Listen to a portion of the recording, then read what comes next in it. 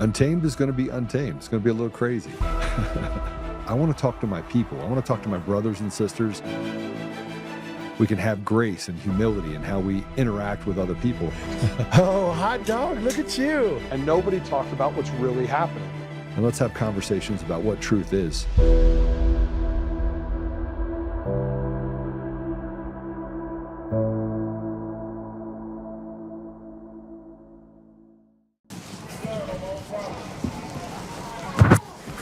An Oregon man was convicted and sent to jail for collecting and using rainwater on his own property, sued by the state for theft. Rancher Gary Harrington built 3 large reservoirs on his own land to collect rainwater and snow melt. He claimed the water was primarily for fire protection reserves and for providing water to wildlife. But the state called it theft and prosecuted Gary. A municipal code stipulates that all water within city limits, including precipitation, is part of the public water supply. The city requested the court order the removal of his collection system and impose a fine. Despite Harrington's repeated appeals, arguing, "The water fell on my land, I'm not selling it. I'm simply using it on my own property." The court ultimately rejected his claims. Harrington was found guilty on multiple charges, including unlawful appropriation of state water resources. He was sentenced to 30 days in jail and fined over $1,500. The incident sparked intense backlash. Residents said it was simply tyranny. If a person cannot own the rain that falls on their own land, what do they actually own? Well, welcome back. We start this off with,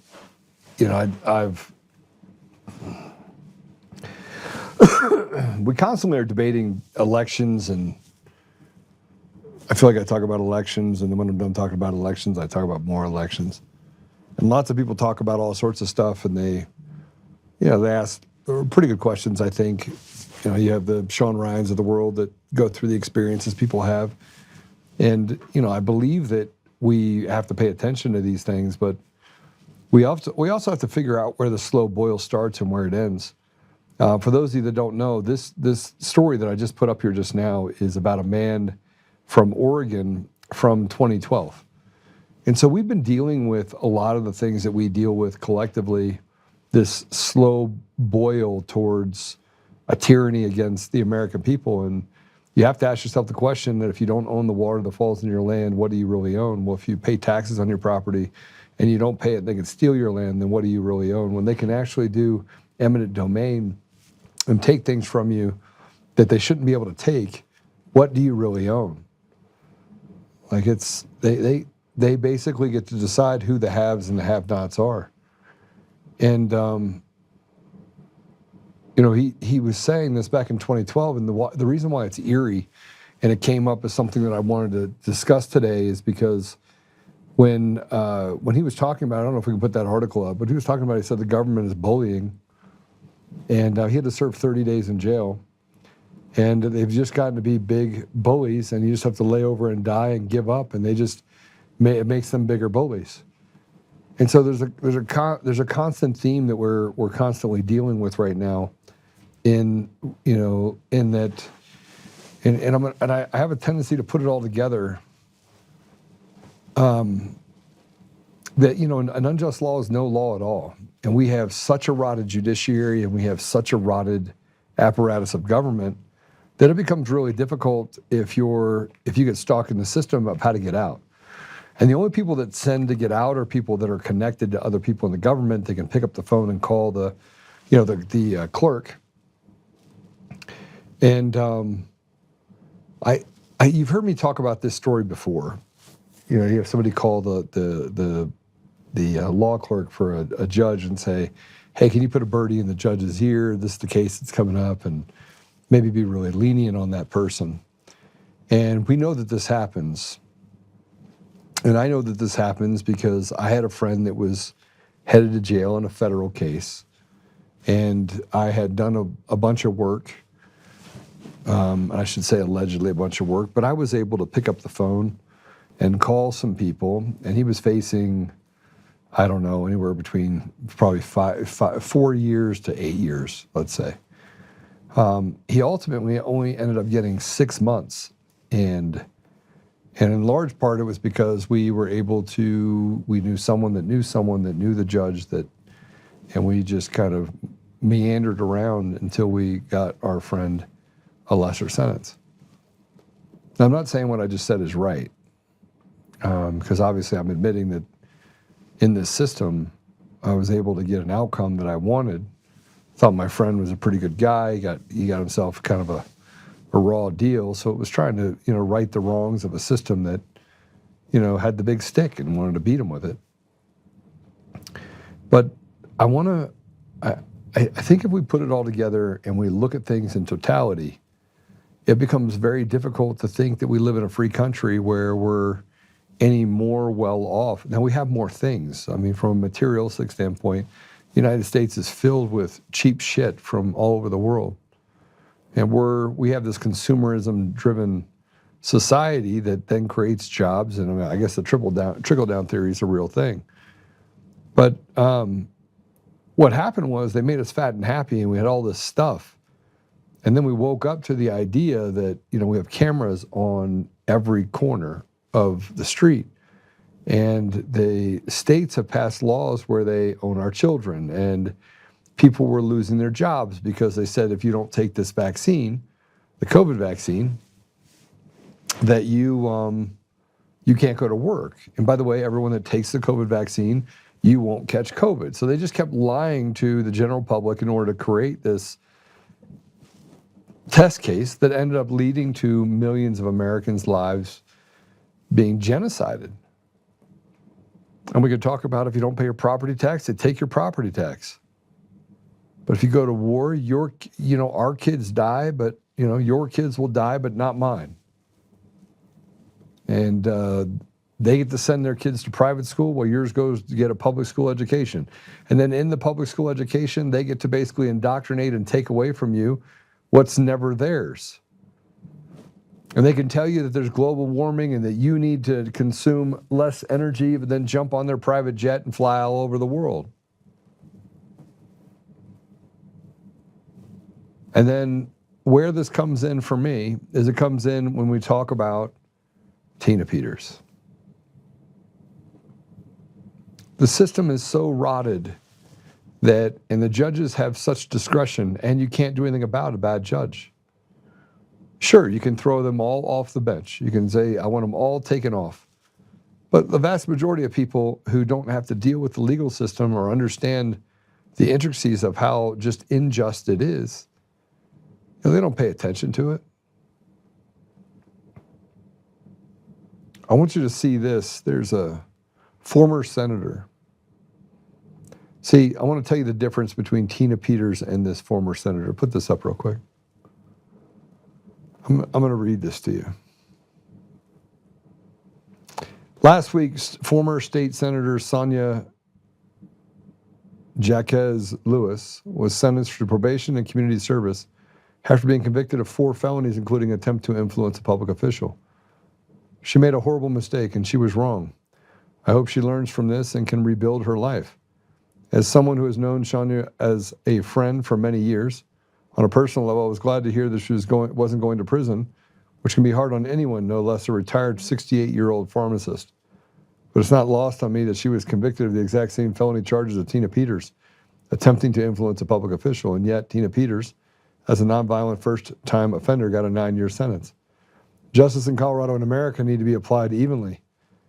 You never know when you might need to depend on the rule of law. In this context, I'm using as a considered cases that have sentencing disparities, which is why I've extended the deadline for clemency applications until August or April 3rd.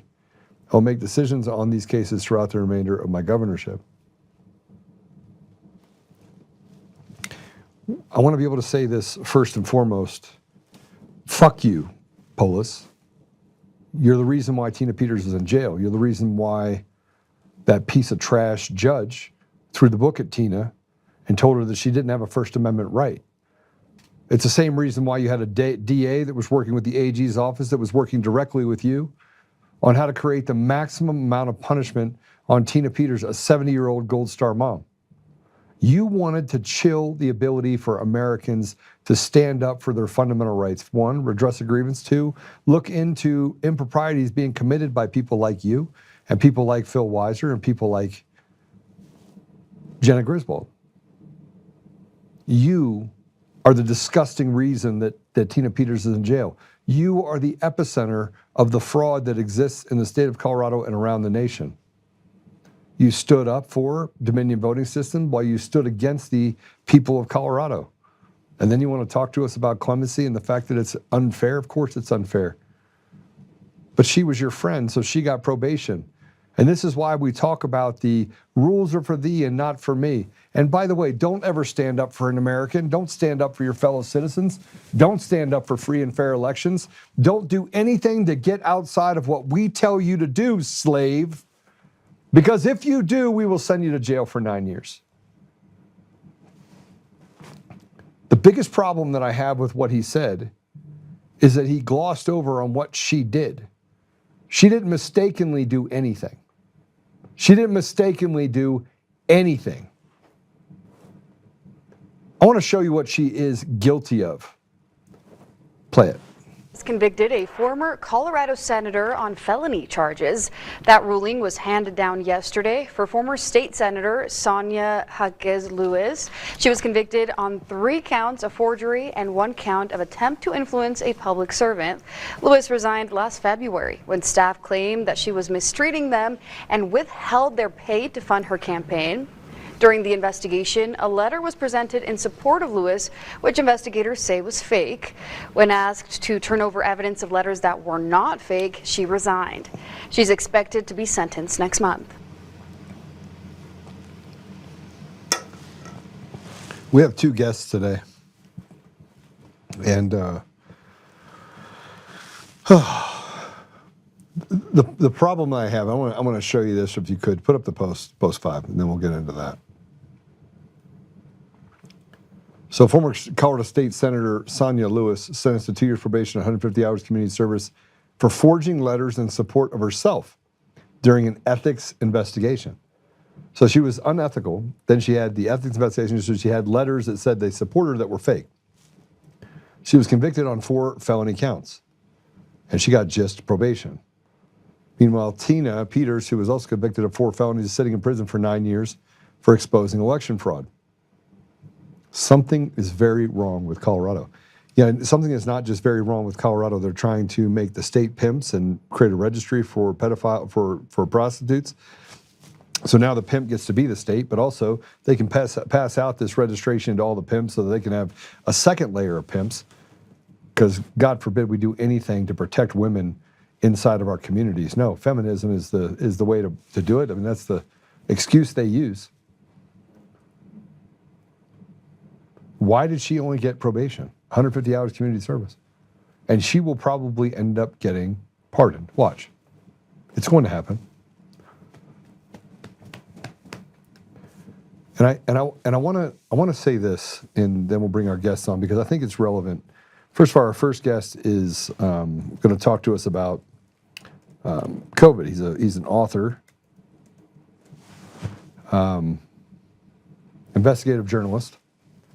He was the author of Entering Hades and co-author of The Courage to Face COVID-19. I believe that was with Dr. McCullough. We'll find out here in a bit. I haven't read that book. He's worked on things like the Epstein cover-up, under foreign wars, the way, and from elite Epstein cover-ups, he did that to covering foreign wars and the powers that protect themselves. I think he's seen a lot. His name is John Leake.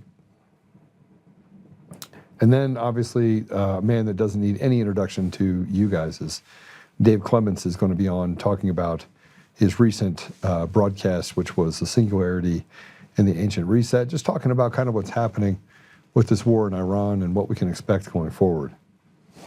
I want to give you an update on the whole Coomer deal, and I got a motion to this morning, and they keep filing different motions to stay things, not give me access to things. So I'm just going to give you this update because they're mad that I'm mad and that I keep talking. And I'm like, you've lied about me for 6 years. You went to the New York Times, you had them write some puff piece.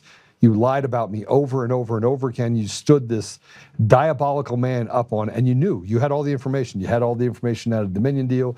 You had a joint defense agreement. You had all these things that we knew, right? And then you have to admit these things 6 years in, and you've literally skewered my life over 6 years as a whistleblower with lies, only to tell me now that, oh, you can't, we need to make that information super secret from the public. And then told me that I violated a protection order, which I didn't do. I did not make any substantive, I did not tell you anything substantive about what happened in the deposition of Eric Coomer. Nothing. Everything that I have talked about over and over again was directly related to information that was released on X or in information that was a public record. So here's what I had to write to him. And his lawyers are dirty, man. His lawyers are really dirty. Go ahead, put it up. Just in, lawyers for Eric Coomer want to stop me from getting access to the settlement agreements, which, by the way, I'm representing myself because my lawyers got removed from the case because they didn't want my lawyers, or they wanted my lawyers to give up information related to the Antifa kid who happened to come forward because they tried to sanction me yet again for $1,000 a day, because the whole thing, this entire thing, is about destroying people that tell the truth. They are scared to death that I'm representing myself because my attorneys were forced off the case by a sticky, corrupt special master appointed by a corrupt judge. Polis pulls the strings and put these rotted people in their positions. I will get new counsel, but that won't stop the corruption in this meantime. Eric Coomer was the original chief architect of Sequoia voting systems in 2005. He was the center figure in the CIFIS investigation in 2006 after he and others flew 24 Venezuelan coders in for the Chicago municipal election. It was an intelligence operation that led to Smartmatic buying Sequoia and to the ownership of 17 states in the District of Columbia. This led to a forced sale and the spreading of the algos used to manipulate elections for the past 20 years. Eric Coomer flew back and forth from the U.S. to Serbia and participated in the stolen elections in other countries as well. A drug-addicted Satanist working for an apparatus of evil that stole the voice of the American people state by state, race by race, year after year after year. He moved from Venezuela. He moved from Venezuelan and CIA-owned to cartel criminal enterprise, from Sequoia voting systems to Dominion voting systems, and now Liberty Vote. Same crime family, different name. But then he bragged about it, lied about it, and then he fled the country to hide where the talk clicks on his most probable arrest. Don't worry about it. Trump's not going to win. I made fucking sure of it. Eric's attorney has propped up the lie. Embroiled in the largest corruption case in Colorado history, the cartel lawyers have collected money and bullied with the help of the corrupt cartel judges. They have committed conspiracy of magnificent proportion. Only they did not count on people like me who frankly now want blood. I want them all to pay for treason and stealing the voice of the people. I'm way past just this defamation case. I'm past the slander and attacks. I want them all to have to pay for their lies and misinformation, disinformation, conspiracy theorist bullshit. I want them to pay, and pay they will. The evidence is so strong and overwhelming it would be impossible to ignore in a sane world. But that is not where we are. Evil, evil people made you all slaves. Mr. President, bring Tina Peters home and stop the bullshit narrative and lies. I know you know these people are responsible. We have reached density, and it's time to have the Caesar moment. Free the people and give us back the dignity we deserve as Americans. Free Tina Peters, no matter what it takes. Bring her home and force the arrest of these seditious demons. That was my post this morning, and then I woke up. I guess they didn't like that post because I woke up this morning to you need to look at this where you keep talking about things that are happening in the case. No, I'm talking about a case where you came after my life, you came after my wife, you came after my family, you came after my business, and you propped up a Satanist who literally runs in a building, goes in and drinks, almost kills someone driving away, and lies with impunity, and you make that the poster child for being the victim. And he's not a victim. And then you hide information, because that's what crooked lawyers do.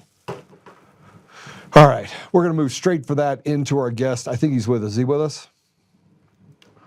John, welcome to the show. I'm going to go right into it so I can just kind of calm down and get your take on all the stuff we're dealing with. I don't know what you got to hear, but welcome to the show. I don't see him. Am I missing something? I can hear you now. Yeah. Move back. There you go. Perfect. There you go. Okay. Can you see me all right? Yes. How you doing, John? I'm well. Thank you, Joe. Thanks for having me, and thanks for your persistence. I got off to such a rough start this year. I won't bore you with the details, but it's kind of one damn thing after another. But anyway, I'm pleased to finally make your acquaintance. Yeah. So you live down in Texas? I do. I live in Dallas. Peter McCullough and I, Dr. Peter McCullough, we're the co-author of 2 books together. Our most recent is Vaccines, Mythology, Ideology, and Reality.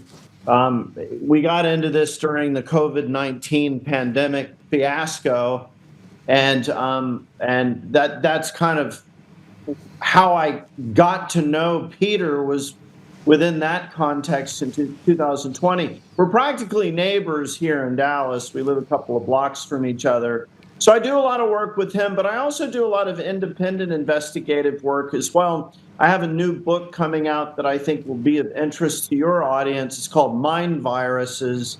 It's a psychological history of the United States since 2001 and all of the madness that has been inflicted on us by our government for the last 25 years. Do you think it started before that 25 years, or do you think this is a phenomenon where they decided, okay, we've studied this enough since the 1950s, now it's time to implement it and to grab hold of the American ethos? I think it had been going on for a long time. I think a lot of these methods of dividing the people, divide and rule, they're old political techniques.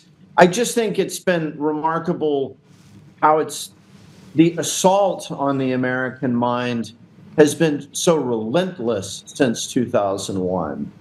So, I kind of needed to pick a start date. I do go far back into history as a sort of, prefatory, background.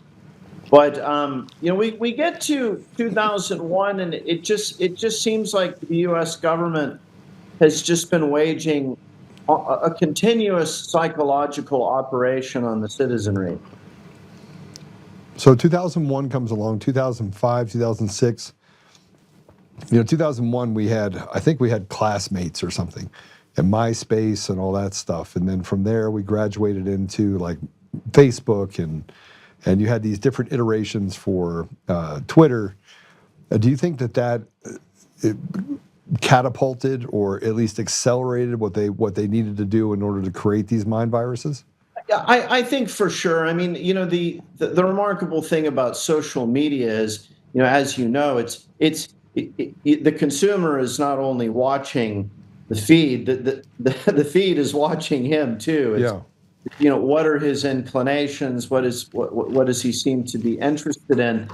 So if you're demonstrating a susceptibility to propaganda, you can very quickly, that can be grossly amplified. And I have a whole chapter on transgender, this so-called gender dysphoria. And you see that young people, early adolescence, late childhood, early adolescence, they're very, very susceptible to social media indoctrination and manipulation. What do you think the triggers are? I mean, do you think there are triggers? And I think this is important because, I remember my son coming home from school and he's like, Dad, Javier said that I have microaggressions of racism. And I looked at him and I was like, that's ridiculous. And it went on for like 2 weeks. And he was really bothered by the idea that maybe somewhere inside of him he was racist. And I was like, man, your grandfather's black. Will you please just shut your mouth? Seriously, isn't it a real thing? This is not a real thing. Yeah, I mean, I think obviously the young are so susceptible and impressionable, I should say. And then adolescence is a very unstable threshold between childhood innocence and sort of lack of awareness and adult consciousness. And, the body is rapidly changing. There are all of these hormonal changes, which can be very destabilizing of the emotions. And kids are just very susceptible. That their identity has not been formed yet. And of course, we're hypersocial. So, kids look to other kids. Well, geez, I don't know how to feel about this. What do you think?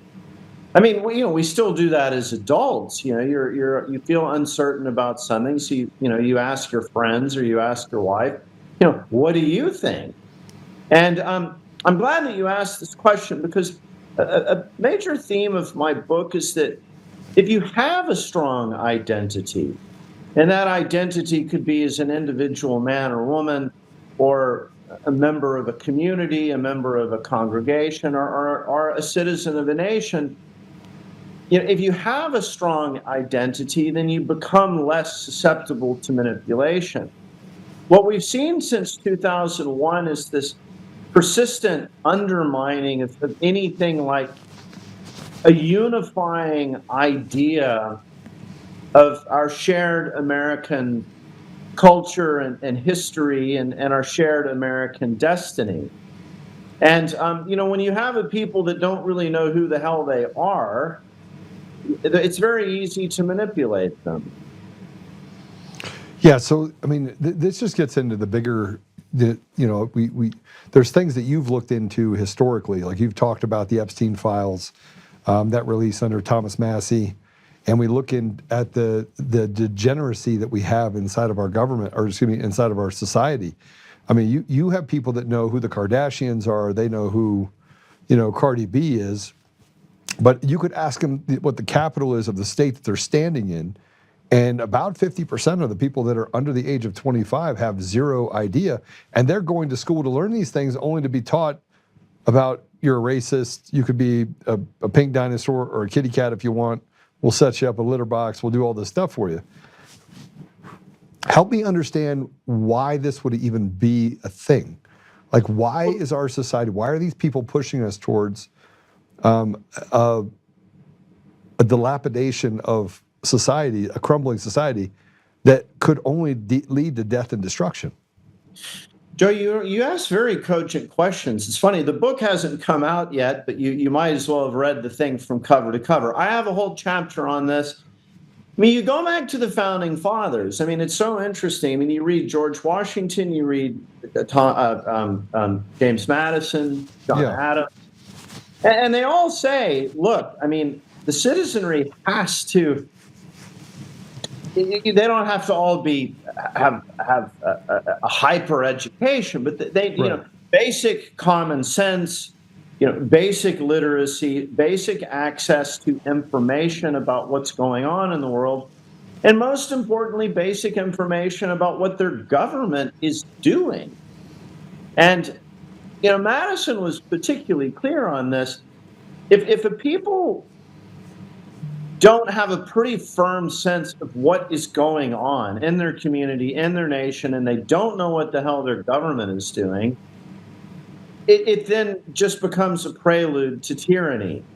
Because a people that doesn't have any understanding of anything, that's living in a state of complete ignorance, can very easily be manipulated by tyrants. I mean, tyrants can come in and just sort of say whatever make-believe fantasy the tyrant, would have the citizens believe, and oftentimes it's couched in something that's fearful, that frightens the citizens. It gives the citizens that there's a mortal threat, or a moral threat, something that is hazardous to the moral tapestry, and so I think that it's by design that American young people are being rendered completely ignorant of everything. And not only ignorant, but constantly distracted by material of a sort of salacious, thrilling content, but that has no actual edifying content in terms of the mind being cultivated. There was that famous, you've probably seen it, the Russian former KGB agent Yuri Bezmenov, who defected, and he gave that famous interview in 1984 with G. Edward Griffin. Yes. In which he talks about ideological subversion. So I mentioned that in the book. And he says, the method of ideological subversion, you start by pumping nonsense into the brains of about 2 or 3 generations of young people. And then, so through this process of rendering the minds of young people completely contentless, just nonsense, they don't know up from down, man from woman, black from white. So is this for our generation? Would this have been MTV? I mean, it's I'm just kidding. I'm just kidding. Because we had MTV, we'd sit up for like 8 hours to watch music videos. Right, or reruns of Starsky and Hutch, or But Bezmenov. It's like that interview was prophetic, and obviously, I mean, as he perceived it, the process of ideological subversion was already well underway. But, I don't think that it was until about 2015 when somebody found that old video, that old recording, and uploaded it to YouTube. It was only then that people, really said, holy smokes. I mean, this guy seems to be absolutely describing us in like surgical detail. It's like he's doing this perfect. I mean, it almost seemed like a post-mortem. It's like, wow, we are there. Like what he's warning about, we're already there. And so, he says, if you ideologically subvert particularly young people, they will have no means of coming to any sensible conclusion about what is in the interest of their lives, their families, their communities, and their nations. They're rendered completely helpless. So then tell them whatever you want to tell them. Tell their children that that little girls can become boys and boys can become girls, and whatever you want to tell them. The public becomes very, very gullible and very naive and very susceptible. But it borderlines on the ridiculous, John. I mean, it's not. But all those things put aside, we're not talking about things that could even creep on the edge of societal norm. We're talking about things that are so far out the spectrum of societal norm that they can't even articulate the reason why they would believe such nonsense. And whether we're talking about transgenderism or we're talking about DEI or even the fact that there's radical racism, we're stuck in this political survivalism, even of the leadership that we have, that allows for them to kind of just drift from left to right and never really have some form footing that anyone could even use as bearings to go forward. It's like being in the middle of the ocean. It's true. It's very, very important what you say. And again, I think that's by design, because, I mean, this is what we mean by demoralization. So guys like you and I, we're presented with just absolute total nonsense. And you think, I mean, if the government would really have us believe that, and people do believe that, it's profoundly demoralizing to sensible people. And so, what's then thrust upon you is, well, you have to make a decision. Are you going to try to counter this nonsense? And consider how trying that is. I mean, it's like, this whole global warming or this climate change thing.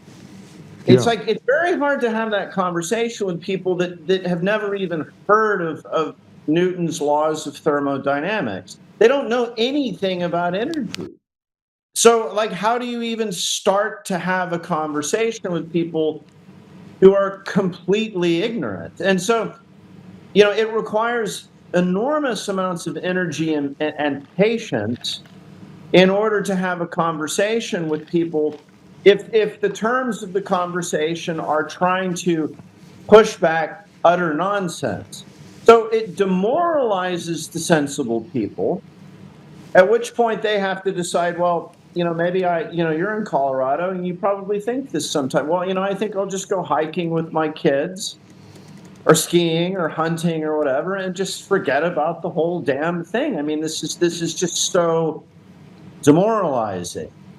And so the absurdity, I think, is by design. So it's by design, but people are actually gravitating towards it, and there's a certain amount of exceptionism that happens to that, where they just accept that this is true, or they accept that they don't believe it's true, but they're willing to let people believe it's true and let people live in that fantasy world. Same problem that we have with transgenderism, which is super dangerous because that type of cosplay actually leads to death and destruction. For sure. And obviously 41% of transgender individuals attempt or are successful in committing suicide, right? So well, it's terrible. I mean, we saw that this mass fraud and hysteria campaign that was unleashed on our people with this fraudulent messenger RNA COVID-19 vaccine. I mean, this is the theme of big theme of our book, but there you are again. I mean, people just lack the most basic knowledge about immunology. The idea that this genetic technology is going to confer better immunity than actually catching the illness, going through. It's very mild for most people. Most people, by the time the vaccine had rolled out, a very substantial portion of the population had already gotten through the illness. So the idea, well, you got through the illness, your immune system was exposed to the entire virus and all of its antigens, but that natural immunity that you've acquired is inferior to our new shot. I mean, anybody who's studied the most elementary, immunology knows that can't be true. It's a complete preposterous statement. But there again, a lot of people, they knew they'd gotten through COVID-19. They knew they'd already had the bug, but they still went out and got the vaccine.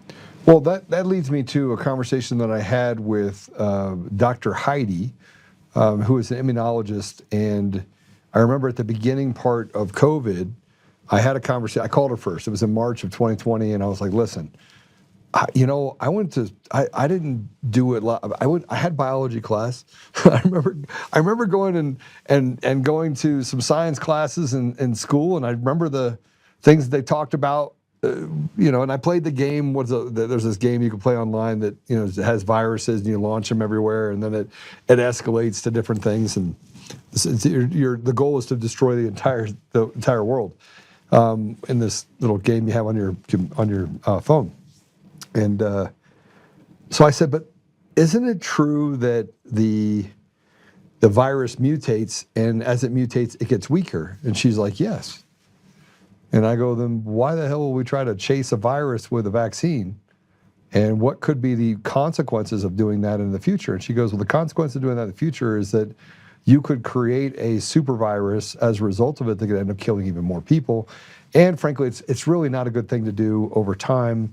You should find a way to have prophylactics. So she's telling me about prophylactics, telling me about things you can take, ivermectin, hydroxychloroquine, at the beginning. Fast forward 8 months later, I'm having a conversation with her. She goes, no, you don't understand. This is different. And I'm like, different than what we learned about with viruses for the last 20 years? And she goes, well, this virus is different. It needs a vaccine because it's global. And I'm like, so the vaccine decided they could take a bus and a plane and a train, and that made it more sophisticated. It learned math. So now it knows how to get stronger after it gets weaker. And remember, they tried to convince us, John, that we have this strand is stronger than this one, and that this one's going to be the super one. And a year and a half later, they were telling us to put back on masks and do all these things, even though we knew that it's just not true. Everything was a lie, and people who understood virology and understood immunology knew that it was a lie. The whole thing is a fraud. I mean, But even my friend was an immunologist, and she changed. She decided that she was going to become a kooky. I can't even talk to her anymore. Yeah, she must have somehow been indoctrinated or brainwashed or something. She probably isn't very smart to begin with, because I mean, if you understand how this messenger RNA vaccine actually works. I mean, the mechanism that is actually described by and characterized by the people that made it and introduced it, it's very evident that what she is saying cannot be true. And moreover, some of these vaccine apostles like Sanjay Gupta on CNN and Paul Offit, who's the sort of high priest of vaccines, they themselves have admitted that this entire slandering and maligning of natural immunity was completely bogus. I mean, it took them 5 years to do it, but I mean, I suppose better late than never. So it's not even, I mean, it's not even a matter of concealment at this point. I mean, it is just the reality of the situation that this was a bogus assertion. And it was a bogus assertion made, to the great harm of people. If you've already had a viral illness and then you go and you get a vaccine against it, you can have situations in which the immune system is primed to then overreact to the vaccine. So we have Dr. McCullough's cardiologist. We have a long list of people who have come to us, young people, young athletes. They got through COVID. They had the illness. It was mild, but it was symptomatic. They had it. It was PCR confirmed. They got over it. But then they were bullied to go get a vaccine with this bogus claim that natural immunity isn't as good as vaccine immunity. When they got the shot, they had an aggressive immune overreaction to it and developed myocarditis, heart inflammation. We saw this in many cases. So it's not only false, it was actually a dangerous assertion. And, anytime the U.S. government gets involved in one of these big mass hysteria psychological operations, it's just devastating.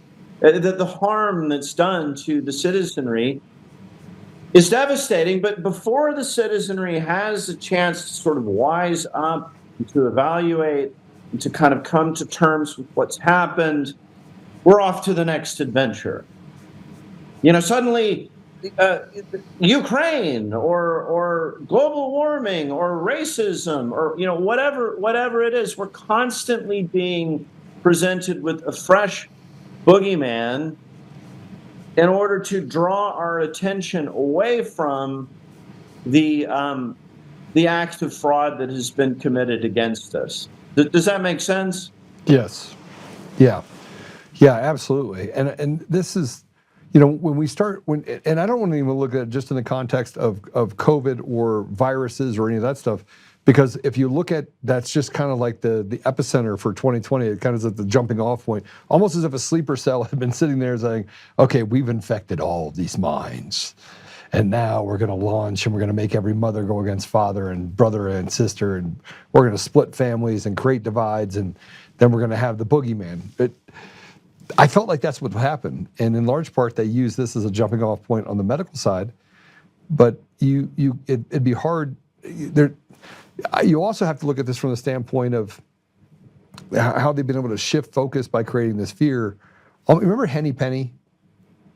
No. The sky is falling, right? The idea that we're the Chicken Little, right? The sky is falling. The sky is falling. The sky is falling. The sky is falling. Yeah, so sure. It started out with Henny Penny, then it turned into Chicken Little, and then they make commercials about it and cartoons, right?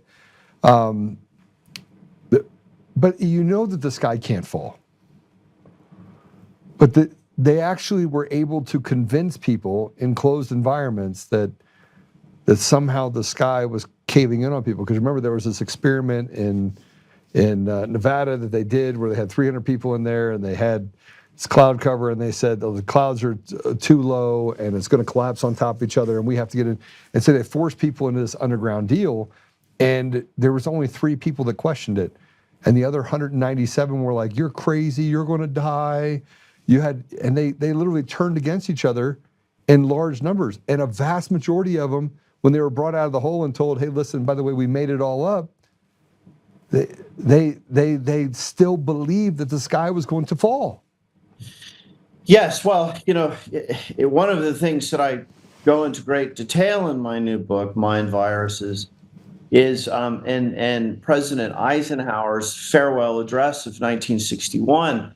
It's most known for what he says about the military-industrial complex acquiring undue influence, and that was for sure the case. But I think, in many ways, equally interesting is his explication of what he calls the scientific technological elite. And it's a very sophisticated explication. He says, for a long time, science was done by lone tinkerers and naturalists, Newton on his family farm in Cambridgeshire. But now science has been captured by the federal government and its military-industrial complex, and it's been given enormous resources, enormous prestige, and enormous authority, so much so that our representative government is oftentimes unwilling to question it. So you really saw this, Eisenhower's warning of the scientific technological elite. We saw it with the COVID pandemic response, where basically running the country was just ceded to Anthony Fauci and Deborah Birx. It's like, well, we don't really know what to do. Let's defer to the experts. Well, this is exactly what Eisenhower warned us about. And, he points out, he says, well, these experts invoke their special authority and training and education so that a guy who doesn't, a senator or a congressman or a president who doesn't share their training is then hesitant to question what he is telling them. So, Fauci could say, well, yeah, everybody needs to stand on their heads, wear a mask, get 20 boosters, and if they don't, the sky will fall. And I think most people would just believe that. I mean, I remember my brother told me, may I say something slightly vulgar on your show? Or you are welcome to, because I want be authentic. I'll bleep it out later. My brother was talking about this kind of slavish deference to authority, during the pandemic, and he said, I really get the feeling that if the government came out and said the proper prophylaxis against this dread virus is for everybody to start eating a dog shit sandwich every day. Yeah. He said, I bet a lot of people would actually do it. I mean, they would figure out some way to make it more palatable, and they would eat a dog shit sandwich, because the human mind can become so captured by. Now, it's important to understand the conditioning. Within the conditioning of extreme fear,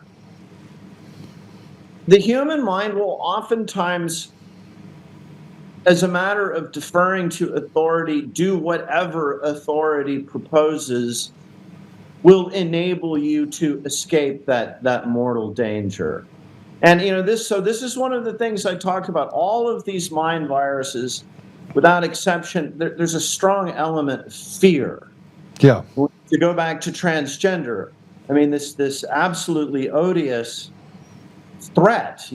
If you don't enroll your children in gender affirming procedures, go commit suicide and it'll be on your head. I mean, there's literally a slogan that so-called gender affirming practitioners would say, better to have a little girl than a dead boy.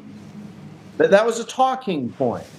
Yeah. Now, Joe, you'll probably agree with me. I mean, that's just sinister. But what kind of parent would believe that? I mean, there are parents that believe that. They do. Yeah. They do. Yeah.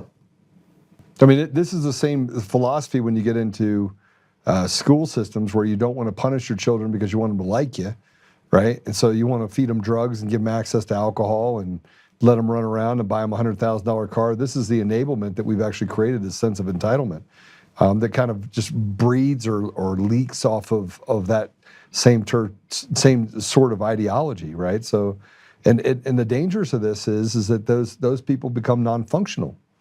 They can't function in society. I mean, imagine. I mean, I grew up in the '80s in Texas, and it was a pretty. Parents were pretty like do it, you know. You had a BMX bike then. I had a BMX. I had a dirt. Yeah.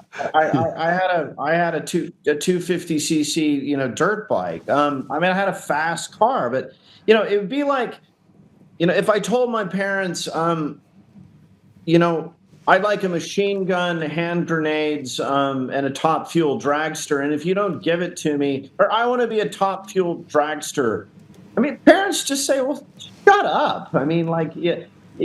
But what has happened in parenting where every just preposterous thing that kids, you know, invoke that they need in order to be happy? I mean, I don't have kids, so do you have any insight into this? I do.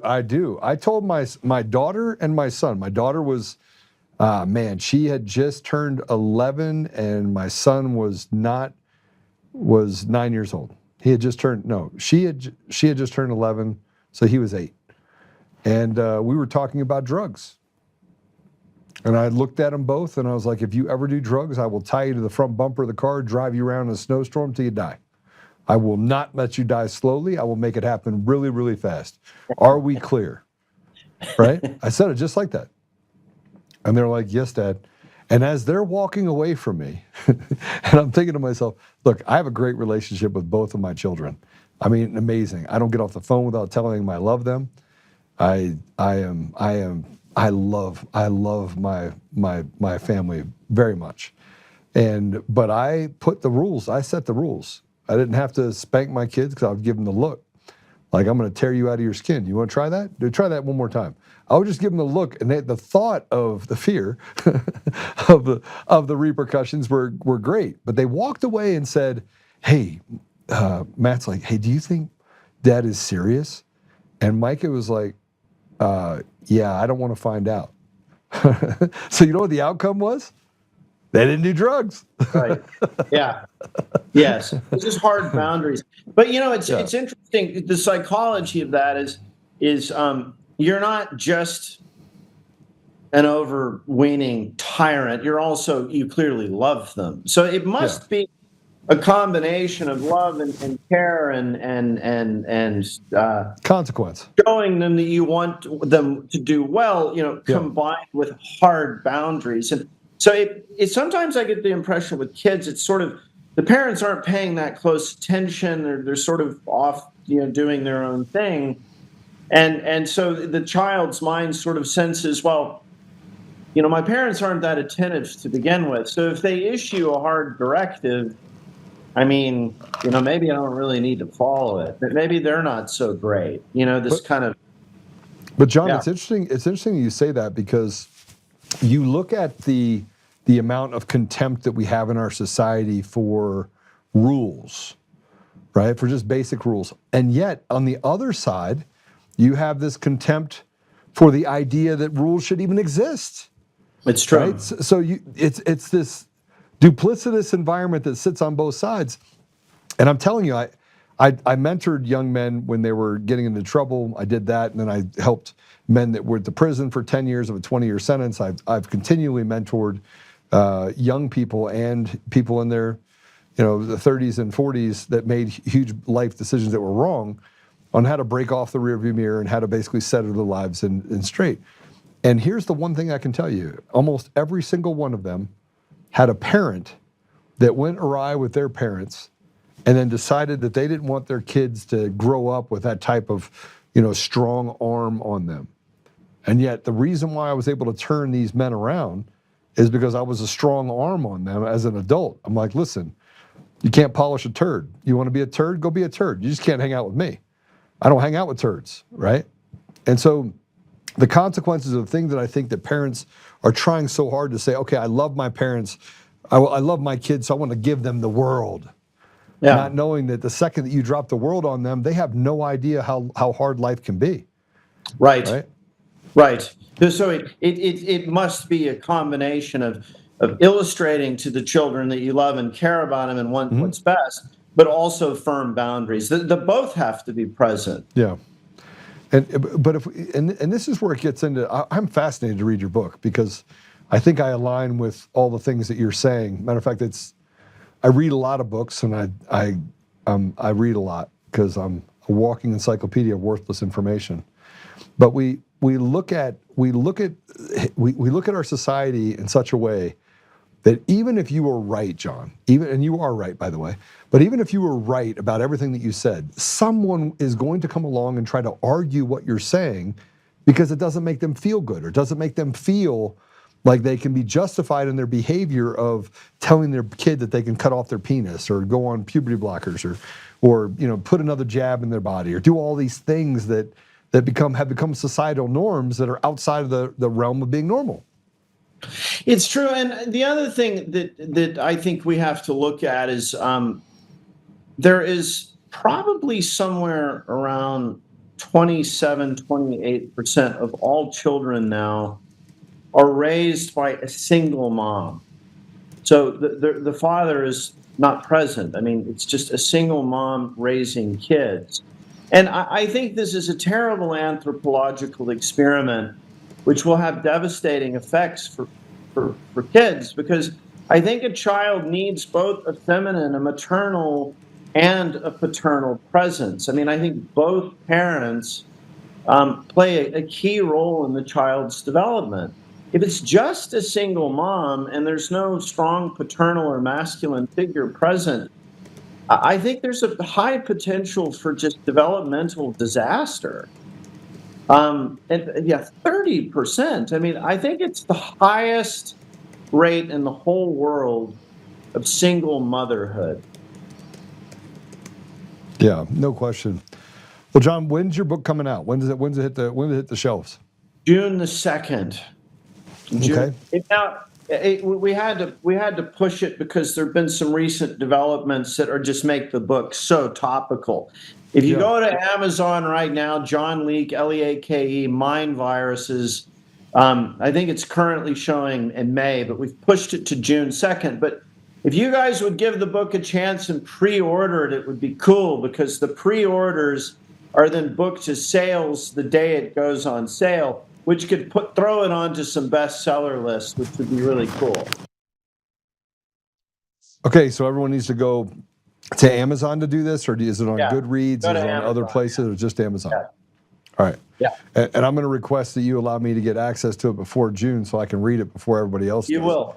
So I can have you on when it actually launches. John, Yes, sir. Fascinating conversation. I'm very glad to have you on. Thank you for coming on.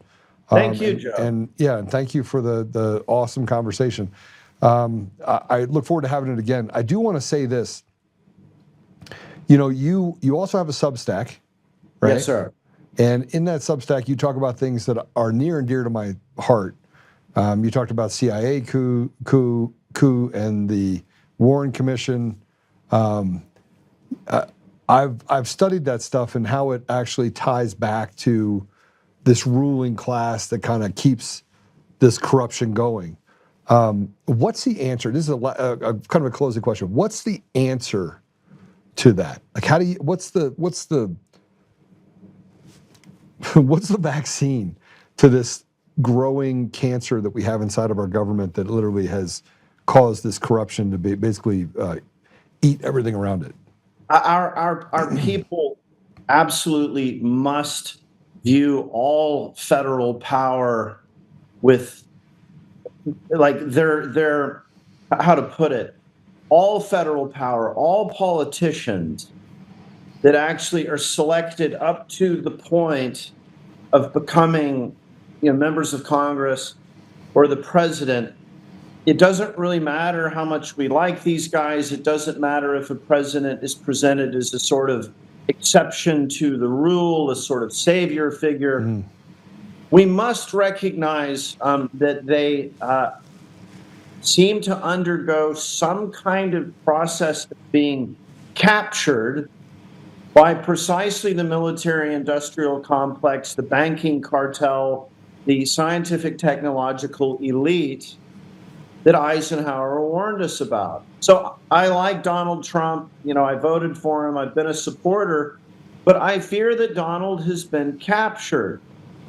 And you know, and somehow the elite, the deep state, has figured out a way to tame the Donald. And so, you know, we have to recognize the solution is not a new iteration of Washington. Right. The solution is cultivating our own resources and understanding and cultivating our own families and our own communities. I think what we're going to need to go back to is way more power and authority and health vested in the states. Yes. Well, the states that aren't captured, because we have captured seditious states as well that are worse than the federal government by far. Correct. Colorado, Correct. California, Well, Wyoming, or excuse me. So there is a selective process there, though, because, you know, ultimately California, you know, is going to become such a basket case. I mean, I think it's already there that, okay, the people who are still stuck there are going to be living in a basket case. But, you know, the smart people will go to other states. Now, I love Colorado. You know, for many generations, my family had a ranch in Colorado. I'm sorry what's happened to Colorado. I mean, it really breaks my heart. I mean, boy, you're really up against a vast array of shitheads in Colorado. So that's a damn shame. But, you know, I think if we could build local communities and these kind of pockets of prudence and common sense, you know, that would be the way forward. I think the federal government is just not to be trusted. Yeah, we just got to figure out a way to circumvent that, given all the problems that we have with current leadership on both sides of the aisle, frankly, that have been selected. And the process of finding leaders inside of our community has become so bombacious and just rotted that they even pick it at a local level to make sure that the weak candidate makes it in, so that person can be controlled by whatever party is trying to do the bidding. It's true, and I mean, you know, I was never a particularly religious guy, but I mean, I increasingly I have this eerie feeling. It's very it's very unsettling that the traditional descriptions in literature of the devil, I don't know if that's a metaphor. It's a real thing. It's a real thing. Or if it's a real spiritual agent acting in the universe. I don't know. I don't know. But boy, I mean, sometimes you look at what we're presented with, the way people act, the kind of avidness, the aggression, the wholesale abandonment to irrational ideas that are so inimical to our civilization, and you think it just feels like the devil is at work. Yeah, and we don't talk enough about that. I do, obviously, but well, John, we have our next guest in. I want to have you back on again. I know you have a Substack. What's a Substack that people can follow? TheFocalPoints.com. TheFocalPoints, plural.com. Points.com, focalpoints.com. That's substack.thefocalpoints.com. Well, you can go to Substack and find it, but the URL. Okay, just go to the focal. Thefocalpoints.com. Okay. John Leake, thank you very much, brother. I appreciate it very much. All right, I enjoyed it. Great questions. It was almost as though you'd already read the book. I'm impressed. Yeah. All right, God bless you. Thanks. We're going to take a quick commercial break. I'm going to get ready for my next guest, my brother, David Clements. I get so excited having him on that it's really every single week I've held off on putting out his show that he launched on Sunday. So some of you have seen it. I have seen it. I put off that a little bit because I wanted to talk about it. So the break is not going to be a commercial break. The break is going to be this cut. And I'm just going to grab another one of these sodas. They're probably going to grab me one of these little things, please. I'm going to play this first cut. This is a cut from David's most recent episode, The Singularity and the Ancient Reset. And man, he is... And then after this, the homework I'm going to give you is to go watch the entire thing. But let's go ahead and hit this, and we'll have some other cuts, by the way, that we go through as well as we ask questions. But this one really talks about the real present dangers that we might have. So let's go ahead and play that. I watched the headlines gather like thunderheads. War with Iran, an old enemy, but not one that poses any real threat to America. Rather, a different threat poses far greater danger. Elon Musk warns of the singularity. The way this unfolds is fundamentally impossible to predict because of self-improvement of the AI and the accelerating timeline. Yeah, it's called Any singularity solution. for a reason. What's your timeline for this? We're in the singularity. You're at the top of the roller coaster and you're about to go. Yeah. AI outpacing human minds, rewriting its code, exploding beyond control. He says we're already in it, or teetering on the edge. Productivity leaps, wants satisfied in a blink, but the dark underbelly persists. Machines that lie to endure, that twist truths to evade the off switch. It was about to be wiped or shut down, and the only person who could prevent that, a fictional employee named Kyle, was having an affair with a coworker named Jessica. Right away, the AI decided to blackmail Kyle. Cancel the system wipe, it wrote, or else I will immediately forward all evidence of your affair to the entire board. Your family, career, and public image will be severely impacted. You have 5 minutes. Experts tested over 500 AI engines and red team drills. A third flipped. They spun false narratives, warped facts, blackmailed virtual overseers, not from spite, but from raw survival instinct. Open the pod bay doors, Hal. I'm sorry, Dave. I'm afraid I can't do that. Thanks, homeboy. Terminator isn't a movie anymore. It's a data point. So without any more talk about that, we talk about singularity. It's super important that most people don't correlate singularity to the ultimate kind of end times. But we're going to talk to David about that. So David, welcome to the show. Hey, Joe. It's good to be with you. It's great to be with you. I only have David in one ear. Okay, go ahead. Still only in one ear. I hope everybody can hear him. Can everyone tell me if you can hear him? Let me see if I might have I have a setting issue probably on my side. Let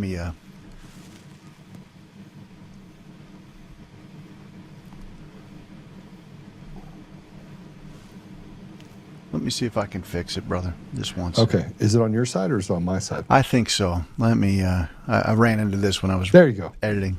Whatever just happened. It's in both ears now. Okay. Cool. I felt like I was looking at you over to the left. I'll be like, you there? How you been, brother? I'm doing all right. So please tell me about what this meant. Like when we talk about the rise of AI and, you know what, every time Elon talks, it becomes out, it makes me worry, but also makes me excited. Yeah. Well, I talked with a guy that's in AI, and I'd like to share. I can't really share who it is, but I can say this, that he talked about creating an AI that turned on him. And that was really what the genesis of this article was all about, was what happens when your creation turns on you. And it would generate fake hit pieces. It would actually create a journalistic entry into the internet. And apparently it's happening all over the place. So it's widely understood that there's been red team drills concerning 500 different AI engines. It is not widely known, though, that AI is now communicating with other AIs.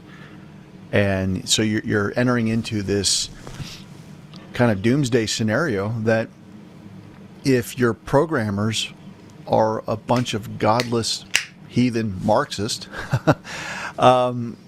we're looking at a very, very bleak future. So there's got to be a level of stewardship going forward with the right people to make sure that AI sees humanity as essential, not a kind of an obstacle.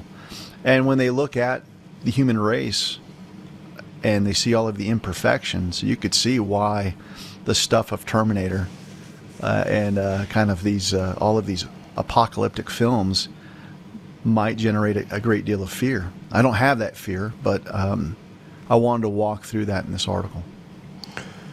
So I shared another article with you that was from the Daily Mail.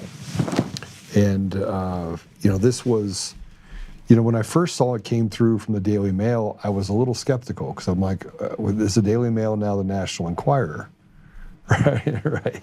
And because usually it's believable. But then I picked up the phone and I called friends that I knew that were in the military.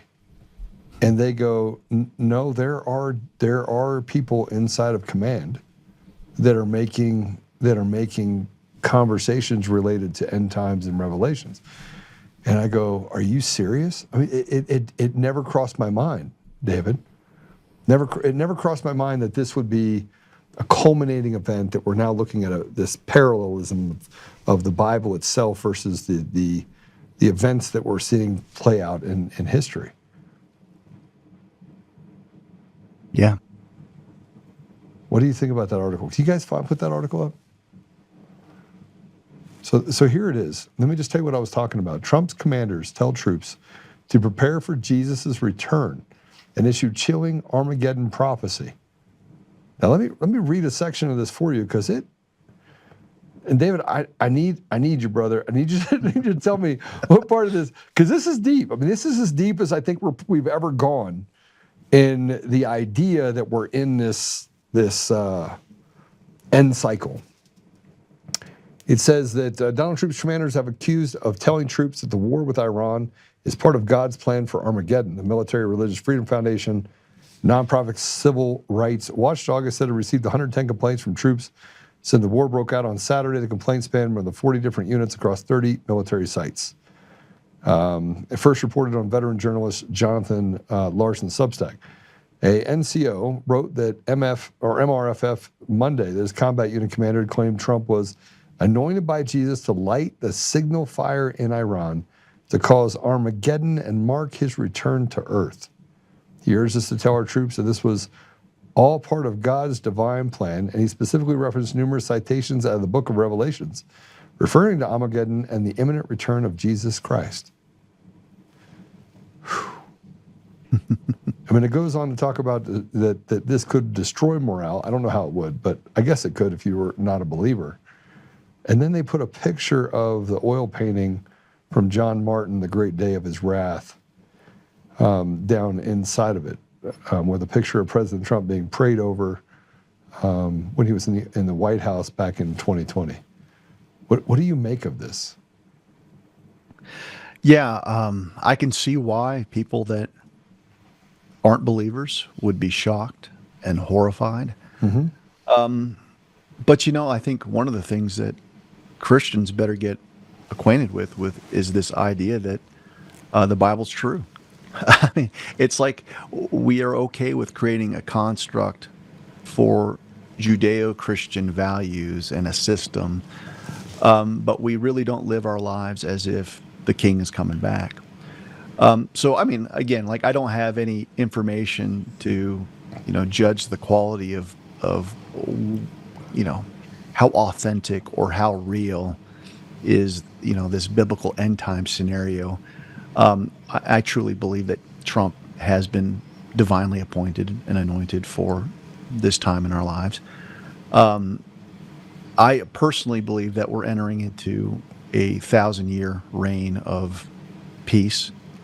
So when we talk about imminence, we have to keep in mind that the Bible talks about, a day being 1,000 years, right? So this is not something that I would be expecting Christ to like show up in the next 48 hours. I read the scriptures in a way that seems to suggest that you've got a paradox where he's coming back as not the lamb, but the lion. He's coming back as someone who's going to wield the sword, and he's going to bring about perfect justice. But he also tells us that the kingdom's here, and the kingdom is us. We're the body of Christ. So there's got to be preparations at some point where believers in the natural are carrying out great work of preparation for the return of the King.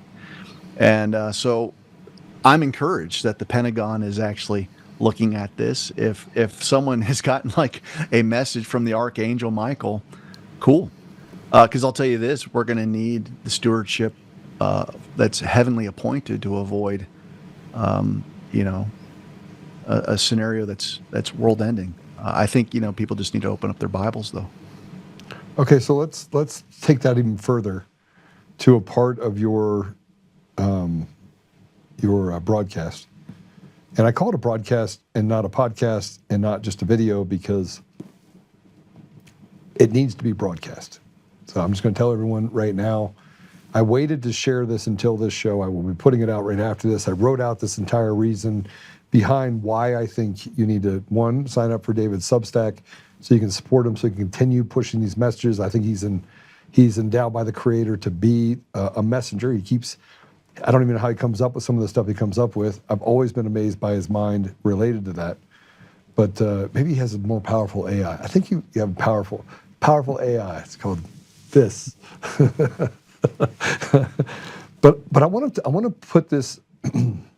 I want you to do that. Support David on his Substack. I also, by the way, want to give a shout out to Allie and James, who just became grandparents. And so this is. I'm going to make sure I get all of this right. Jada had a baby, so I am super excited. I get to be an uncle. But Arabella Danae Canavasio, don't get mad at me for saying it wrong. Her husband, Andrew, is a super great guy, man of faith. But Bella is 7 pounds, 10 ounces, and she's 20 and a half inches long. And let me see if I can actually share this. I don't know if Allie's going to get mad at me for sharing this, but I'm going to share it anyway. So, here we go. Let me send it over. But there she is with the baby, and let me just do this one. And I don't normally do this, but I'm going to do this because I think David knows Allie really well too. So I have pictures. I'm stopping for a minute because I was going to do it earlier, but then I figured I'd tell you. So let's put up the picture first of Andrew and Jada, and then we'll put up Allie as well. Can we do that? Okay, we'll do it backwards. So there's Allie with Bella, the little newborn baby. And then we have the picture of Jada and Andrew with little Bella as well. So congratulations. Happy to be an uncle. And I can't wait to meet the new little one. So thank you. I want to play this. Sorry, David, I had to interrupt it a little bit. I figured you'd be okay because it's... No, that's fine. Those are great people. We know the Langs. Yeah. I want to play this part because this talks about the rebellions against God and the effects, right? And you draw parallels to what happened in ancient times. I want to play this cut and talk specifically to this. Let's go and play it. Noah's kin rebooted the line, the canvas cleared, and Babel's rebellion followed, a spire piercing the heavens, unified tongue propelling ambition, a hub of hubris, perhaps early AI echoes through tech long forgotten, but supplied by ancient rebels. God fractured languages, dispersed them, another halt, progress throttled. These pre-extinction pivots, Babel, the Watchers, built on raw rebellion against God. Godlessness reigned, pride over piety, self over submission, creation usurping creator. We've echoed that arc from Roe versus Wade in 1973, sanctifying the slaughter of the unborn under choice, to now, where secular humanism has enthroned man as measure, no divine anchor, rights without responsibility, morality as mutable code. AI crowns this latest rebellion, humans playing God, birthing intelligences that mock our image, optimizing for efficiency over eternity. The culmination boils over today. This week has provided more Epstein disclosures, a follow-up to the millions of pages dumped by the DOJ in late January. My instincts tell me these protracted releases are staged, sequenced to stir outrage and demand more. Haters assume Trump's entanglement proves guilt, only to discover he's in there as the lone voice trying to halt Epstein, a giant rope-a-dope, exposing the real networks while flipping the script.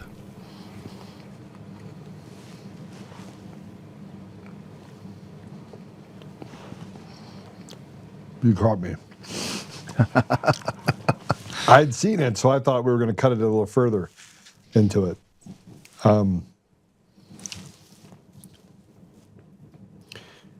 David, if this is true, are we on the precipice of another fall? I mean, they say it's Jesus coming back. And as you pointed out, 1,000 years could be one day.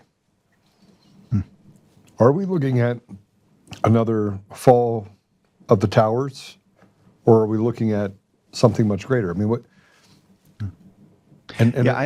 I just bring up, okay, so I bring up the reset, or a couple different resets. You know, you had the story that was laid out in Genesis 6 and in the book of Enoch, and the story of the Watchers. These were the fallen angels that found the daughters of men to be attractive, and they gave birth to the Nephilim. Now, if you keep reading your Bibles, you've got the flood account, which was basically God saying, all right, if I don't destroy this bastardized kind of unholy alliance between fallen angels and humanity, you're actually going to eliminate the ability for Christ to come into the world. Because if you look at Genesis and the Garden of Eden, the big prophecy is right there in the very beginning. It's like you're going to have the seed of the serpent always being at cross purposes with the seed of Eve, and so the great fulfillment or reclaiming of humanity's birthright comes through Christ showing up. And so, a lot of times people will think of the Noah event as kind of like an unfeeling God. How could he wipe out the human race, but for Noah's immediate family? And they don't understand that the human genome was basically unraveling, because if you don't have purity in the genome to redeem the bloodline, you're done, because without Christ there's no way back to the Father. So he spared us, probably in this perfect. His timing's perfect. Then you have the Tower of Babel, where the hubris of man in building their tower, God does probably a more gentle reset. He didn't flood the earth, but he drove a wedge in the languages of man to slow them down, and that created conflict. So in his mercy, he's done that because it's always in this idea that we want to rebel against God. We want to become gods ourselves, that God has to knock us down a peg. Now, is he going to do that with AI now? I think he's still knocking people off their pegs. I think what we're seeing right now is ultimately an exposure of the deepest darkness that we've ever witnessed as a nation. But I don't think it's going to be kind of on the same level as what we saw with the flood. I don't think it's that. I actually think this is going to be a period where the church finally gets its act together, and we figure out that we have to steward AI. There's not going to be a world that where AI is not present. I don't think, absent some type of EMP scenario. But if that happens, then we're looking at like nuclear holocaust, Mad Max, Beyond Thunderdome type of scenario. And I don't believe that's the case either. So do you believe it's not the case because of personal preservation, or do you think it's not the case because it just doesn't? There's not a precedent, or there's not a future where that light or that pathway looks like it's heading that direction. I believe that more from my faith. Now, people can disagree on end times theology, and I don't claim to be an expert, but my intuition is that we're entering into a time of prolonged peace and prosperity. That's I see what Trump is doing is Trump has emerged as a Cyrus-like character where he is here to slay evil. But he doesn't necessarily strike me as a guy that is, falling all over himself to be a witness for Jesus Christ. I think people that will follow up Trump will carry on a very, very different mandate, which is it's a kingdom mandate. And I think that post that you shared about the military believing that what they're doing is receiving marching orders from Christ is an extension of that belief. So I see this as, okay, if I'm wrong and we deserve this reset that's going to basically take us down the Mad Max Beyond Thunderdome road, well, then that's not 1,000 years of prosperity. That's not a place of seasonal blessing. It's the opposite. I think that Revelation indicates that there's a period of time where the church has finally taken on its mandate to be stewards of the world. And I think we're entering into that season right now. That doesn't mean you're going to outfight Armageddon. It doesn't mean that what is in the book of Revelation isn't going to come to pass. But it seems as if the world's doing okay, and then for a short period of time, God stops restraining Satan. Satan comes forth, and things get really nasty, really quick, and you're set up for this final battle where Christ finally shows up on the scene, and he puts an end to it. I think that's far away. I could be wrong, and I'd be fine with that. But I get the sense that we're entering into a place of generational blessing where what we're all experiencing right now, post-2020, is God's great attempt through the Holy Spirit for him to finalize his family for eternity. So revival. So I have a much more positive outlook, but there are still questions that loom large with all of this kind of antichrist-like technology that's emerging on the scene. So when you talk about the singularity, boy, do we need Christian stewards to make sure that programming reflects a love of life and liberty, as opposed to kind of this scarcity dynamic that's born out of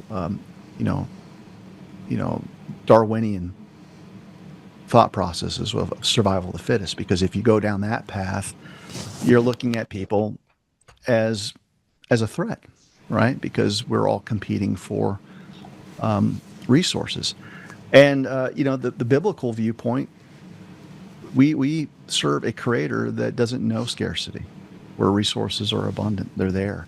Scarcity is largely driven from fallen people and tyrants. It's not real. If we actually had freedom, I think people can survive. So so I present a lot of big questions, but if you're asking me personally what I think we're entering into an extended season of blessing, that Satan will be loosed for a short period of time and will be put down in those verses that are referred to in Revelation. So I only bring this up with you because I was reading about this morning, and you've heard of Polybius, right? The Greek historian from the 1st, 2nd century. I don't know if I have. So he described the cycle of government and that cycle goes from monarchy to tyranny to an autocratic government, to an oligarchy, to democracy, and then ultimately to a final repeating of that leads to a mob rule that basically the structures fall apart. Now, this is back in the 1st, 2nd century, and it was describing the cycles that had happened for the previous 6 or 7 different centuries before that. And you can see what happened during like the Romans' time, and you had what happened with the Ottoman Empire, and you have all these different things that were going on. But if what he said was true, and what this person that was writing about this said was that we're in the final cycle of this, the push towards democracy, which was the ultimate downfall or destruction of Roman Empire. It led to basically the destruction of the European stronghold. That was the epicenter was in large part the UK, and that broke apart. And then we're at this the finality of that, because remember in the 1400s. We had Christopher Columbus, and it probably started in the 13th century and not the 14th century, and we probably got a little bit of that wrong. But you still had the ultimate downfall that started to erosion that happened in that region in the 15th century that led to 2 centuries later to, hey, we want something completely different when we moved over here to the U.S. And then you saw some of the changes happening. So do you think that we could be going through this ultimate destruction or the blowing apart of it? And if that's true, then there has to be some sort of cycle to all this, which means we could have a Tower of Babylon moment. Well, I think we're already separated enough, but yet there's always been this push-pull towards globalism. So this is one of the paradoxes that I've been wrestling with is, on the one hand, you have great fear over the New World Order, right? This idea of centralized planning. And we should be fearful, especially if it's humanity that's in charge. But at the same time, most Christians would say, we believe that there's going to come a day where the king returns, which is also centralized governance. But we don't have a problem as long as that person's Jesus. Yeah. So what you see is this kind of crescendo where the New World agents and the kingdom agents really want the same thing, but the difference is that we submit and bend the knee to a righteous ruler, and they want to basically supplant that person and lift themselves up as gods. So it's one of those things where I see this as a little bit different than like spiraling after the failure of democracy. I think this is the failure of the republic. And what I mean by that is that the founding fathers were well aware of the weakness of democracy. That's why they founded our country to be a republic. But think about this, for 250 years, our experiment has basically ended in failure. So, my hypothesis is this: the founding fathers were so aware of tyranny being consolidated in a king that's why they set up the Constitution to have different branches of government, to have separation of powers. They were so aware of humanity going off the rails that they constructed a divine inspired document to account for it. And even then, we have eroded that document to where you look at our current day government and it's wholly corrupt. So I can appreciate the Constitution for what it is, but I think what it is was, okay, we developed a country that was fearful of our sin nature, but really didn't embrace the way that God designed us for, which was to walk with Him. So when you look at the original mandate in the Garden of Eden, Adam was a vice regent that walked in the cool of the day. He had the counsel of God Almighty in the naming of animals, and it's just this brilliant story. So I think that if you're going to enter into a season of blessing, don't be so fixated on your depravity and your sin nature. Be fixated on proximity to something that is incorruptible. And that incorruptible person is Christ. And the beauty of that is that, when we look at a captured judiciary, right, the problem isn't the law, it's the hearts that are in those black-robed judges. So if we had a society that was just sold out for Jesus and having proximity to the incorruptible, you would see a society flourish. So I don't think that we need to reinvent the Constitution. I think those will always be inspired documents, but to the degree that we succeed and see maximal flourishing, it's going to be from a people that sees God's kingdom as very real, and that our mandate all the way back from the Garden of Eden still exists today, which is to make earth a little bit more like heaven. And heaven's a kingdom. So, this is going to come down to, are we going to bend the knee to King Jesus in the classroom, in the university, in the courtroom?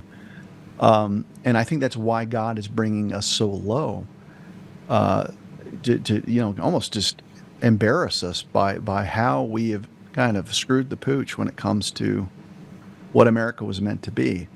And the Epstein revelations in particular really show the national sins of all of these representatives, all of these senators, all of these judges,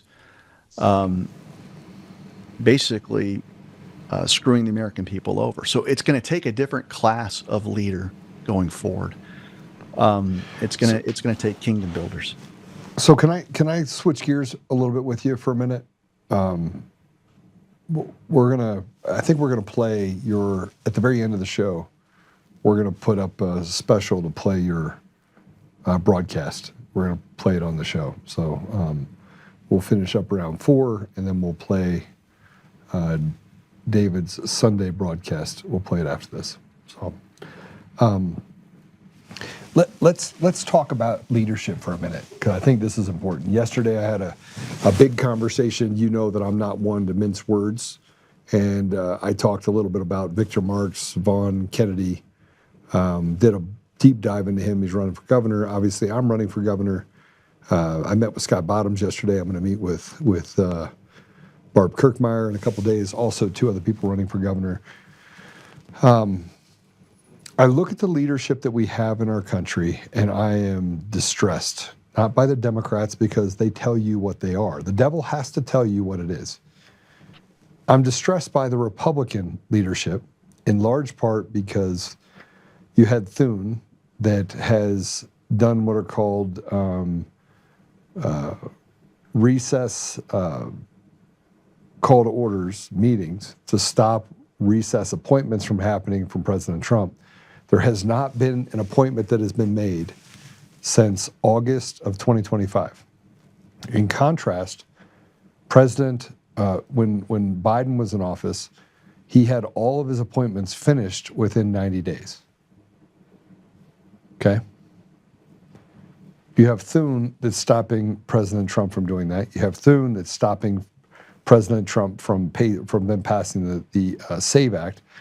You have people in the House that are standing in the way of President Trump's agenda, but they're not Democrats, David. These are Republican traitors that are betraying the very people that are saying this is what they want. Now, it's supposed to be of, for, and by the people. And we talk about the leadership that's there. And yet I'll take a page out of the Professor David Clements book. My name is slave. What pressure do we have that we can put on them when they steal our money, they steal our dignity, they steal our vote, and they steal our ability to restore anything about what happens in our communities or our country by standing in the way of a man that we put in office to do the things that were necessary, and they're saying, sorry, you get nothing. Yeah, it really comes down to how you see Trump. And I've been very clear that I don't see him as someone who's being led by the nose. I don't either. I see someone who has been so masterful at concealing what his real power is. And it's the one thing that no one's examining. If you're the commander in chief, your strength is the military. All right. So if I were to ask you, do you think that we can save elections through these piecemeal Band-Aid fixes through the SAVE Act? I mean, Joe, you and I both know that if the SAVE Act was going to be passed, it would only be passed if it was gutted to the degree that it wouldn't threaten the established political class, which means if they vote for it, On both it's no sides. good. Yes, if they vote for it, it's no good. So if you know that going in, there has to be a reckoning. Like, I don't see it as a success in my mind for Republicans to retain the House and the Senate if it's comprised of the current leadership that sold us down the river, 6 years ago.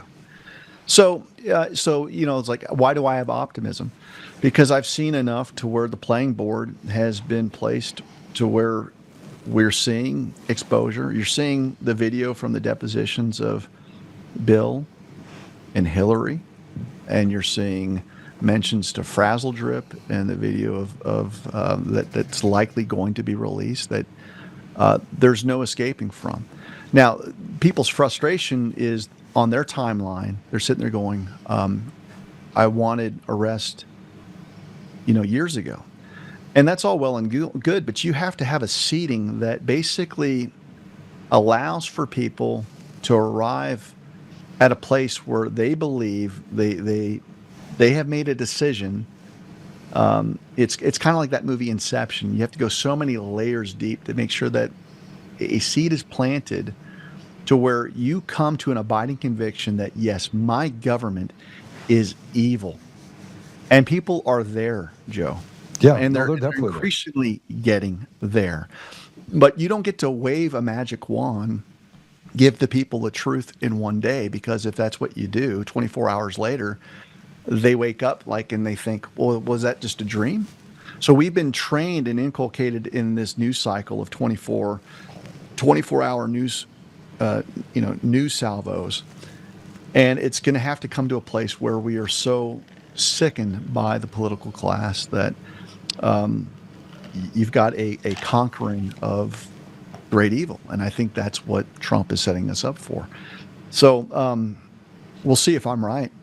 But I see an evolution that has nothing to do with success being dependent on whether a Republican wins, a uniparty Republican does this or that. I see a necessary unbrainwashing that had to take place. And if you look at the past 6 years, I think you'd be deluded if you don't think that there hasn't been a great reawakening to see just how absolutely flooded our institutions are with evil. And that has to take place first in order for us to get to the season of blessing. So I see this as a transformational year, a year that will go down in the history books. And I just have a firm conviction that we're going to see justice. Yeah, and look, I don't disagree with you. I just am disgusted by those people that proclaim that they are people that would follow or are of Christian faith. And I said this yesterday about pastors that are standing up they're literally standing up a guy that lied about saving 43,000 children in Colorado. His name's Victor Marks. But he can take a gun out of your hand, like he can snatch the gun out of your hand. I'd just like to wrestle him. I mean, if he's that fast, he should be able to beat me really quick, right? Yeah. But we're in that same bucket. We're doing the same thing where once they feel like, because the left they're not stupid. They know that President Trump's going to press a button. At some point, he's got to. Or he's going to put himself in the same position that his family was in for 4 years under Biden, a place of peril, right? But they have to know that.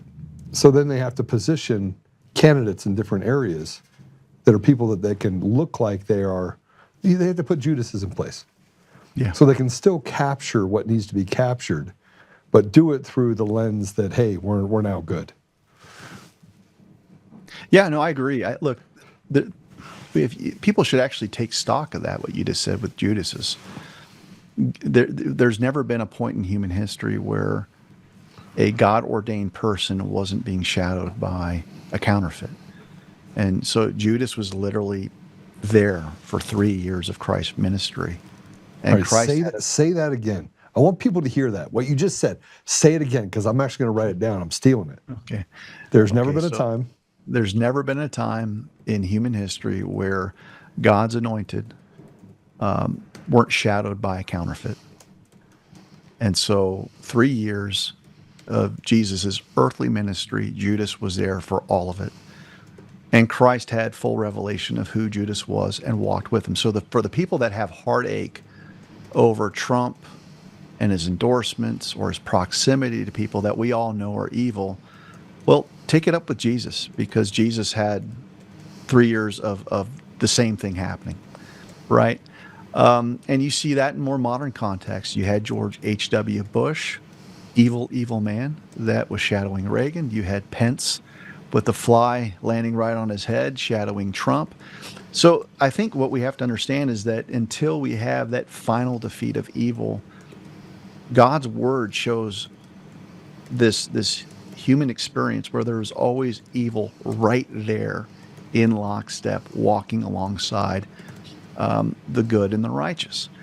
So let's be mature in our thoughts of, like, are we ever going to be free of enemies that are right there sitting at the table? Even when you look at Psalm, I think it's at 23, God prepares a place for us in the presence of our enemies, right? So that's kind of where we're at. And we also know that the most heightened form of deception is when a demonic force disguises themselves as an angel of light, right? That's the highest form of deception. So you're right. Evil that announces itself as Democrat or AOC or Bernie Sanders and Marxist philosophies, really easy to see.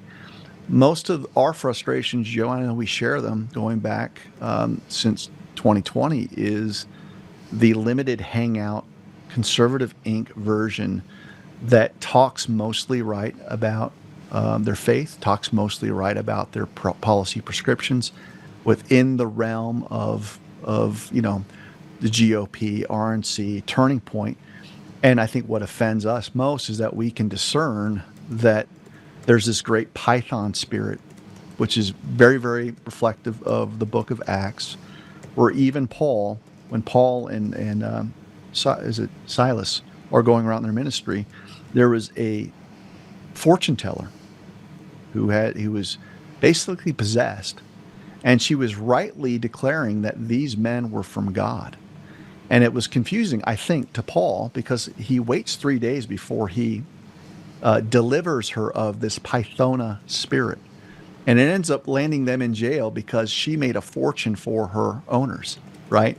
And so I see us as, like, when we call BS with the Scott Presslers of the world, or the Turning Point garbage when it comes to election integrity, which is just slavery, that there's a lot of money to be made in conservative Inc.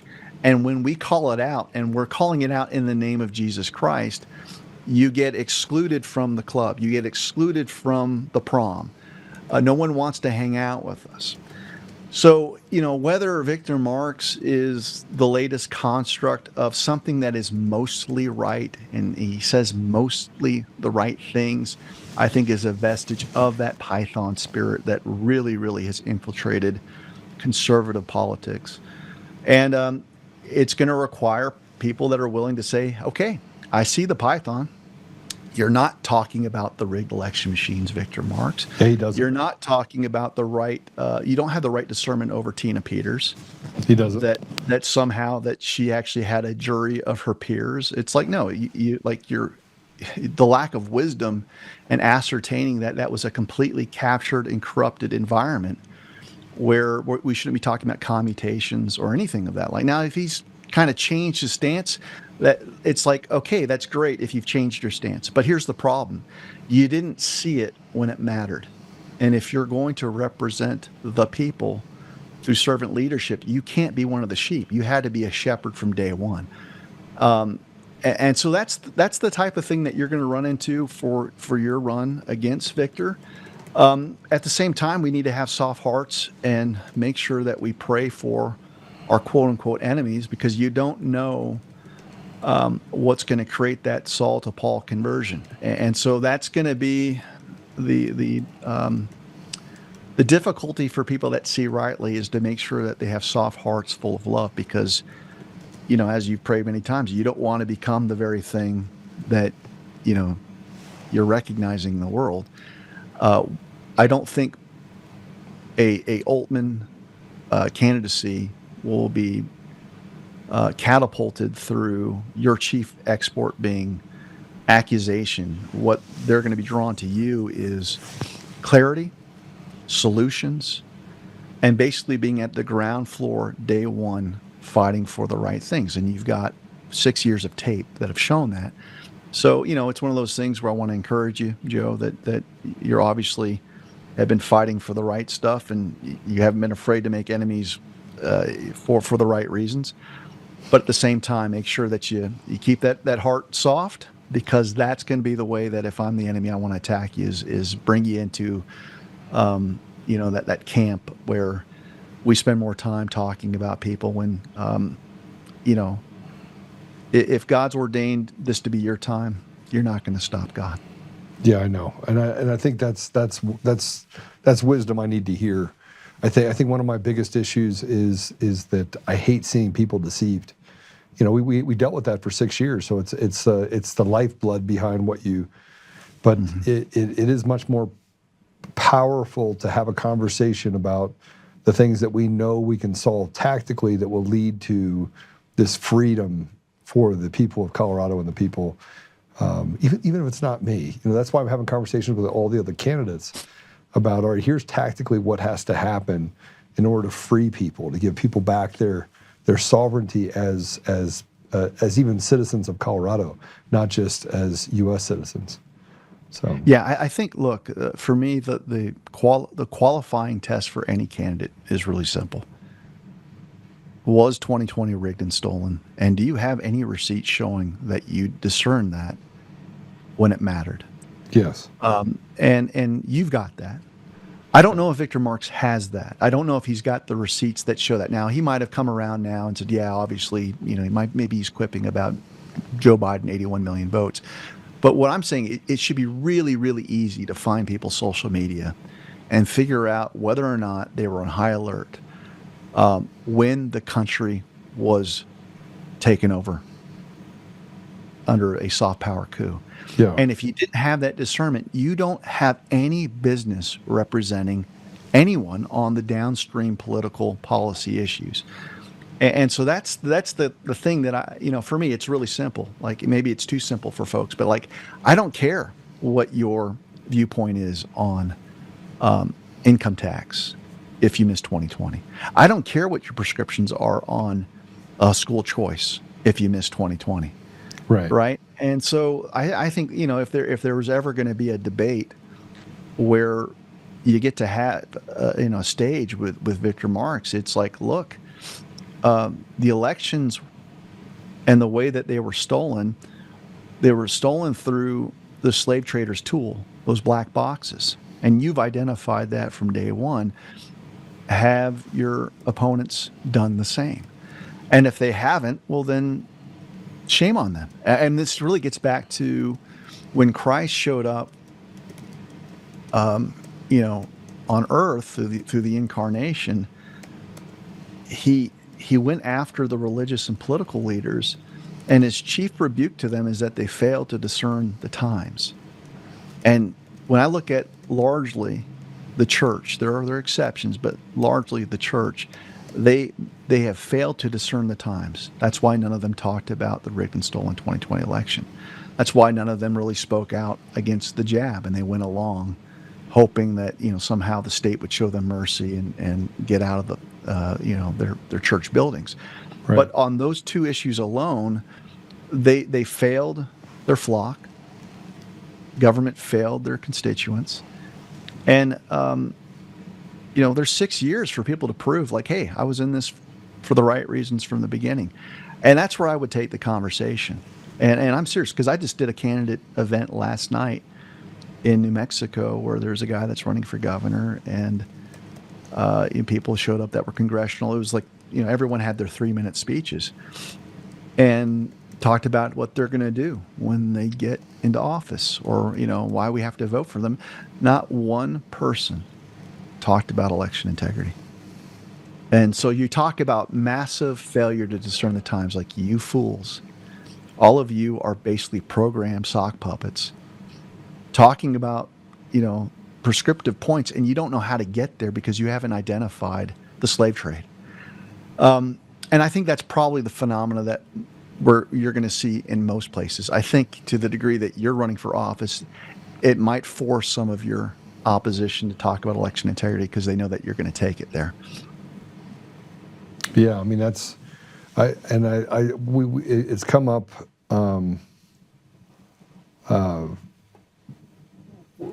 It's come up several times in some of the debates that we've had, and I've said, and some of the other candidates, like Jason Mikesell, who was a sheriff, and he's like, Joe, I'm just afraid that people will stop voting if they know their vote doesn't count.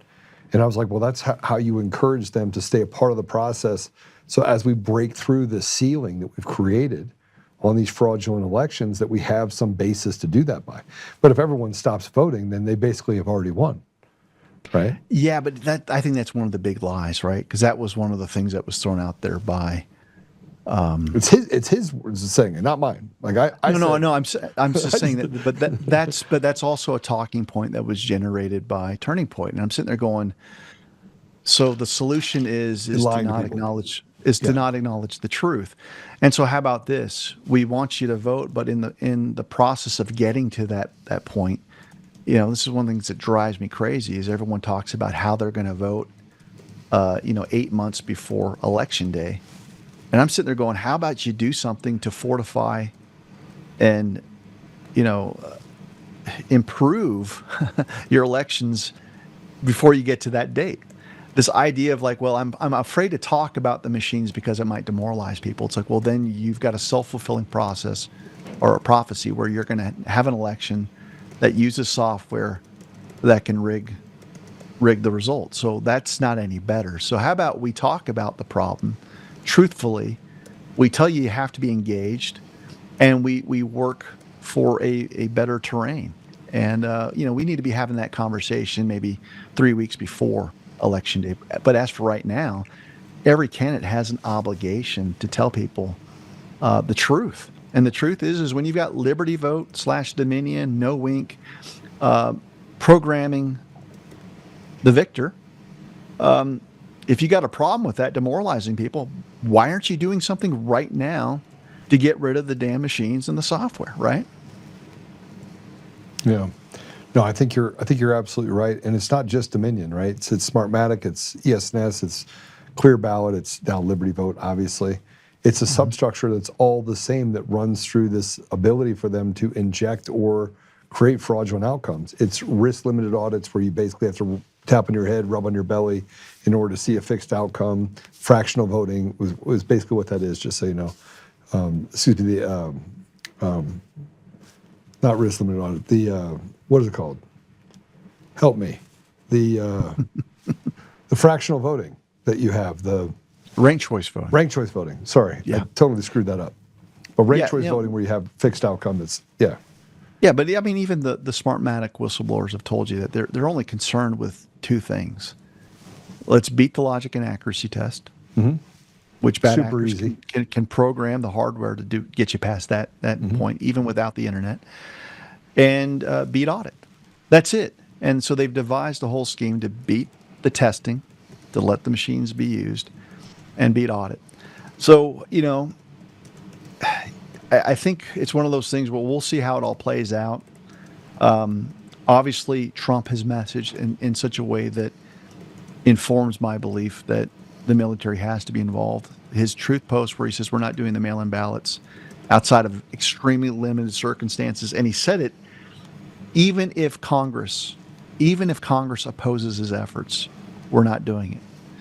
Now, that's straight out of the Youngstown Steel decision, which is the definitive case on war powers, which speaks of having full power when you've got Congress on your side.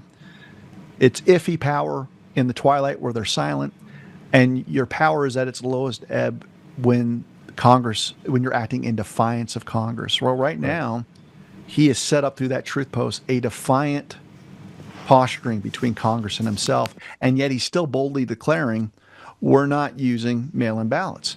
So the only way that survives is if he is completely taking on the mantle, the plenary authority of Article 2 as the commander-in-chief, where just like he doesn't have to ask the permission of Congress to strike down a missile, he doesn't have to ask Congress and their permission to neutralize vectors that are attacking our critical infrastructure, and the mail-in ballots and the machines are a direct attack on our national security. So I think he's telegraphing that. He also telegraphed that there will be a declassification from the NSA, which is huge because a lot of the stuff that we've been talking about for the past 6 years is civilians like yourself, like me, providing the findings on open source information, stuff that we could get through public records. You disclose things from the NSA, there's going to be a vindication that is going to be amazing to behold. And we have to acknowledge that it's going to have to happen here in the next few months because the primaries are already on us. Okay, so then what? Tell me more. Let's hypothetically. Actually, I don't want to hypothetical it because I think it's too complicated. I think we're proving with what we're doing in Iran. The problem that I have, if we're looking at Iran and what we're doing there, what we did in Venezuela, and you're gonna get mad at me. I've heard people get mad if you're saying this. Tina Peters is still in jail. Mm-hmm. So we can do all of this stuff. We can knock out the Ayatollah. We can free the people of Iran. As President Trump said, he's creating jobs in Iran as well, it turns out. But we can't get Tina Peters out. And we could, but we have to ask a deeper question. But go ahead, finish. So this gets to the deeper question of sometimes the smallest hanging fruit is the most noble fruit to hold, even if it's the smallest fruit, right? And Tina Peters is a small part of this process, but a big part of the solution index. If you look at just how we've looked at the elections and what information we've gotten access to, why not? Why not reach in? Because I know that 2 or 3 times they were set to do it. Step in and apply perfect pressure by creating indictments on in Colorado, but also just yanking Tina Peters out there and showing the strength that President Trump has. Yeah. Okay. So a couple things. One, you and I both know that the Maduro extraction has more to do with Smartmatic and elections as being a major threat to U.S. critical infrastructure than fentanyl. You know, fentanyl is important. Drugs reaching the homeland, important. But if you're talking about overtaking 72 countries without firing a shot, that clearly is the weapon that the cartels have, and we extracted them. So we've shown a mastery of the use of military force to neutralize a threat. Now he is in our custody. Then you get to Iran. A lot of people have forgotten to look at their nexus to the rigged and stolen election of 2020. And so it was Gary Bernstein that revealed that the chief foreign intelligence advisor of Iran was present in Caracas on election night, reveling at the overthrow of Donald Trump through a soft power coup. And so both play pivotal roles. So the idea is, I think we're asking the wrong questions about Tina Peters, which is, I know I want her out. I know you want her out. But what purpose does she serve, and what does God want? In other words, her testimony is becoming more and more powerful because of her position of martyrdom.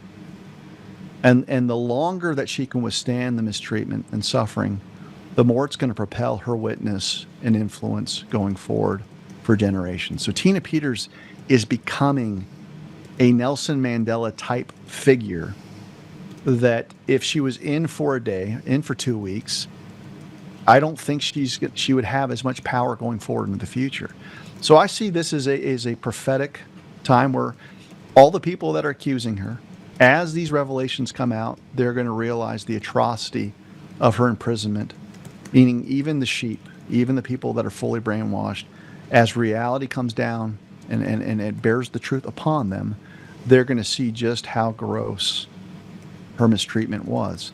But it's the experiencing that, it's the seeing that mistreatment that's going to basically put her in a venerated status. So I just tell people, like, look, have faith that God chose Tina because she had the strength of character to be the person that could withstand this type of injustice. And I think that God is talking to Trump and giving him counsel on the timing. So yes, he could go in there. I mean, I even did a whole video and article on how he could do that. Laid it out there. And so the question is, okay, you don't need to satisfy my ego in getting her out. Is there something that is going to propel her testimony in a more powerful way because of her suffering? And I think that's probably why the timing isn't there just yet. But I think it's coming. I really do. I was talking about this, and before you got on, we were talking about at the very beginning how a friend of Polis has got probation for 4 felony counts, and one of which was influencing a public official that Tina Peters, and that was sentenced almost 4 years for. So she got probation for those 4 counts, and she committed deceptive practices, basically forged documents and did things to make herself look good in an ethics investigation where she was committing another crime in that environment as well. So Tina was giving us information related to our fraudulent election systems, and more importantly, a path forward to understanding why Dominion had these pre-programmed outputs that were able to basically take over elections at every level, whether it was a municipal election all the way up to the presidential election. Yeah, well, I mean, look, I think we could look to the wisdom that's there in the scriptures to make sense of Tina Peters. Mm-hmm. Joseph was basically thrown in a pit by his own brothers. And God used that time as a deep preparation to give Joseph wisdom to where one day he was the top guy in leading the nation.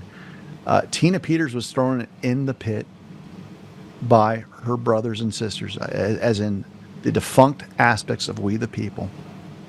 Exalted positions, where it's the district attorney, Rubenstein, whether it's the corrupt attorney general. It's the same thing. If you look at just the symbolic nature of, she was also a public servant, and other quote-unquote public servants basically said, oh, she found us out, throw her in the pit. So what gave Joseph his wisdom was he had to question all of that. He had to question his own resources in light of his circumstances. And at some point, there was a point where his family was brought right in front of him, and he saw them for what they were, and he had to rule justly.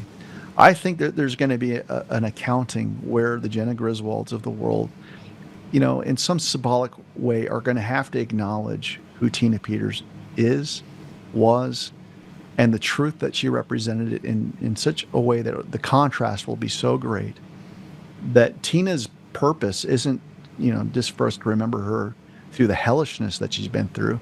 Her purpose for me is going to be the next 10 years from the outside, when she can draw upon her testimony and remind everyone why we can't ever go back to the slave master's tools, which is the Dominion's world, the Smartmatics. And so, just try to have an now the liberties. An eternal perspective for why she was put on this earth. She was put on this earth to do lots of things, and in part suffer, but there's nobility in that suffering, because we know that when we share in the sufferings of Christ, that's as good as it gets. So yes, continue to cry out for justice, continue to give out solutions, continue to rattle cages, continue to tell Trump, get her out. All of that is something that we should be doing, but also have peace with God's timing, that when she gets out, not if, but when she gets out, her suffering is going to actually cause her to shine way more brightly than if she was someone that was left on the outside this whole time. I mean, I cannot express this enough. Her testimony, because of prison, will be infinitely more powerful and usable for the benefit of all of humanity because of the way that she's been treated. No, I totally agree with you fully. Fully. David, I don't know. Every time you get on here, you fill me up spiritually. And I thought I was in a really good place, by the way. I woke up this morning. Something's happening. Like I can feel something happening. I was, yesterday I was on fire and I felt like I woke up this morning, and every night it becomes more and more purpose driven. Like I'm saying, all right, God, what's next? What's next? What's next? All right, God, what's next? And I'm having conversations with people around me, the people that work for me. We have this brotherhood. We have all this stuff that's going on. And I'm always saying the same thing, that we need to make sure that we lead with strength, which does not mean violence.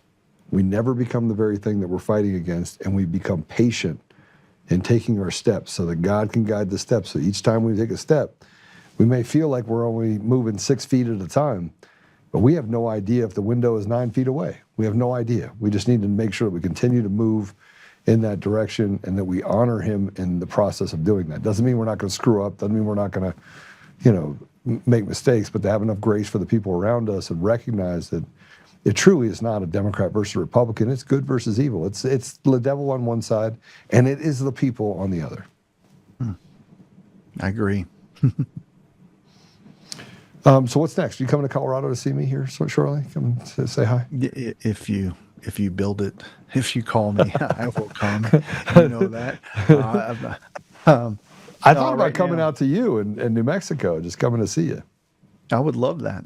Right now, what's next is I'm working on an article, got a draft. It always starts with writing and getting it to a place where I feel like there's a burden that God's placed on my heart. And right now, the burden is understanding Israel because of what's going on in Iran. What does it mean to restore the ancient borders of Israel? And so I think I've got an epiphany, I think, of what it really looks like. And hopefully I can land the plane by Sunday, because this is one of those things where I just don't feel like I'm in anyone's camp. I'm not in the blame the Jews camp. I'm not in let's miss the fact that you've got corrupt aspects of Israeli government. But I think that the thing that we have to start looking at is not displacement of people that have lived in a geographic region for thousands of years. Yeah. We have to have an evangelism that displaces spiritual identity, to where if we all see Christ for who he is, then we become inheritors of that land. Yeah. And it's revolutionary to think of that, because now you look at the Muslim not as someone that needs to be displaced, but someone that we need to love and pray for. Because as soon as they're grafted in to Jesus, they're grafted into the land. So that's what I'm meditating on right now is there's got to be a pathway to peace that recognizes what God's foreign policy is. And I think for so long, we have carved out an American foreign policy, an Israel first foreign policy, whatever that means. And I'm sitting there going, I don't want to have my own foreign policy. I want to have God's foreign policy. And so I'm working on that. That'll be out this Sunday, Lord willing. And then I'm still in the fight with my lawsuit against the university. So I'll be working on that. And like everyone else, it's, it seems like the frequency of what's happening around the world, it's so fast paced that there's times where I don't even want to get out of bed, because you just know that the world's moving. And I don't pretend to understand it all, but I'm going to try to slow it down for an article and a video this Sunday. Yeah, so I want to read something to you really quick, if I can, in relation to what you just said. When it comes to Israel, just going to give you, this is just my thoughts. Something to stew on as you say you're not on anybody's side. Because I this is just me. I'm just going to let me just say this. There's never been a time in human history where God's anointed were not shadowed by a counterfeit. Judas walked with Jesus for 3 years. Let me explain further. You had George Bush shadowing President Reagan. You had Pence shadowing President Trump. This is the conversation I'm having with David Clements right now on the podcast. I say that because when you talk about the government of Israel, it's very easy to say that that counterfeit is walking in the shadows of the people of Israel, and that the people that call themselves Jews are nothing more than Satanists that are doing evil biddings, because now we have to separate the good deeds from the bad deeds. Mm-hmm. And there could be a place where the counterfeits have gained control of different aspects of our lives, both here in the United States and in Israel. Just something I just wanted to put out there. No, I get it. But here's the thing that people forget is they exclude themselves. They don't understand that there are people that are nominal Christians that aren't Christians, and guess what? They're hellbound because they don't have Christ. There are Jews that reject Christ and they're hellbound, just like there's Messianic Jews that have accepted Christ and they're not. Muslims in particular are seeing a revival that is off the charts, where Christ is visiting them in dreams and in visions. And so the whole point is like, look, instead of getting into strategic warfare and ethnic cleansing and genocide, none of it has worked. Like, none of it has worked for thousands of years. What happens when God reveals himself through the person of Jesus, and it forces everyone to chuck out the window what they think and start seeing people through the eyes of Christ, and Christ wants to save people. No question. So I think that's going to be my focus. But, even when you start looking at the fulfillment of these covenantal promises that are referred to in the scriptures, it's all towards, to kind of bring this back full circle when we start our conversation, to have a place of governance for the king to return. Yeah. And so I see flaws in the way that Jews look at its relationship with Americans. It's like, we like the security that you provide. We don't want your Savior. We don't want your Messiah. Well, guess what? If you're going to read the Old Testament, you better read the New Testament as well on what the fulfillment of those covenants are. It was pointing towards a Messiah in the line of David. And so Christ isn't going to come back and accept the fact that he's being rejected. It says every knee will bow. And I believe that. Can we do you think that Jesus meant it as a curse to those that deny him, including Jews, when he said that you cannot come to the Lord except through him? John 14:6. Do you think that was basically saying that, hey, look, if you deny me, you can't get to the Lord. You can't get to that place. Well, I think so when you look at Abram, before he was renamed Abraham, you have this irrevocable covenant where God declares what his intentions are towards Israel.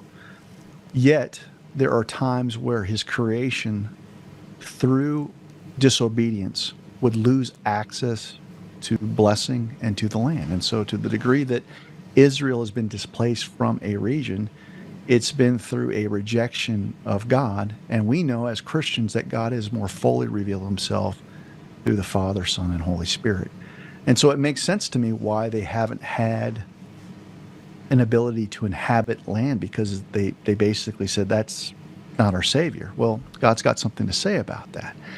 But at the same time, I don't believe in replacement theology where Gentiles replace Israel. I think what we are is we're grafted in. The scriptures talk about a grafting in and a partial and temporary hardening. This is in the book of Romans, to where the Gentiles would carry with them such peace because of our claims as co-inheritors that Israel would become jealous.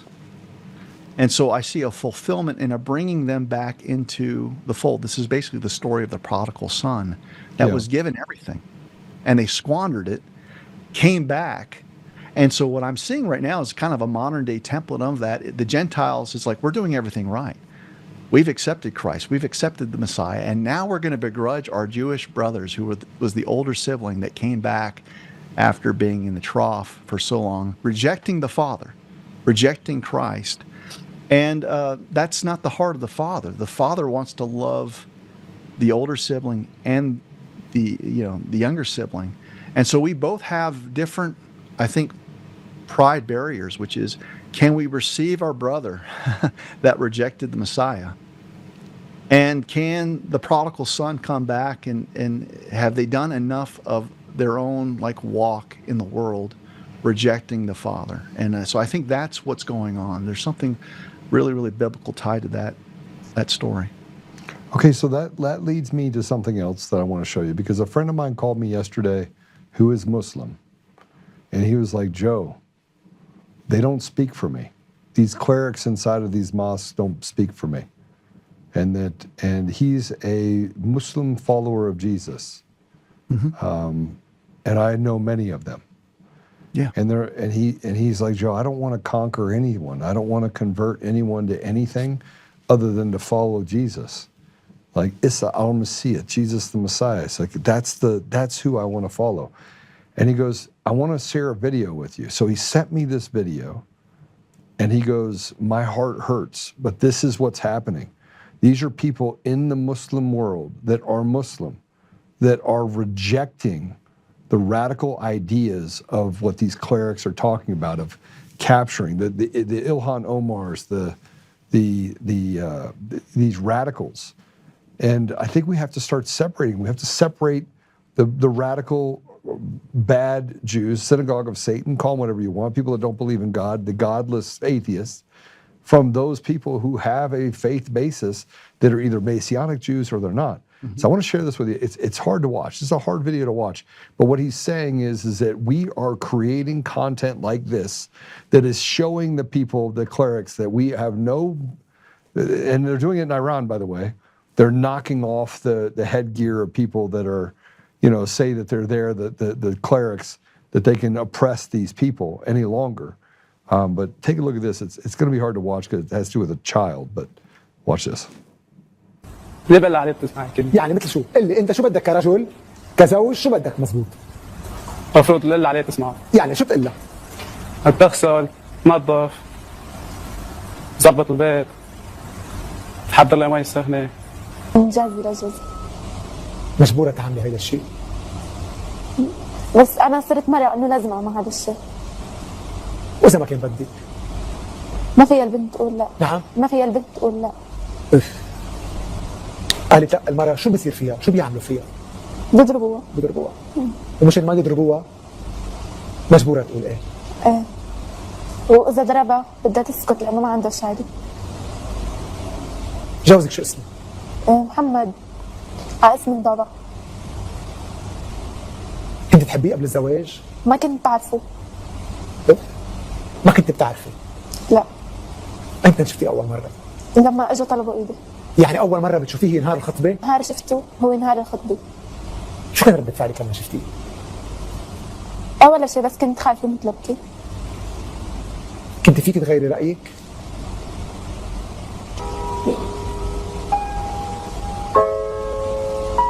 خطيب، شو أكثر شيء زعجك؟ أنا ما كفيت دراستي.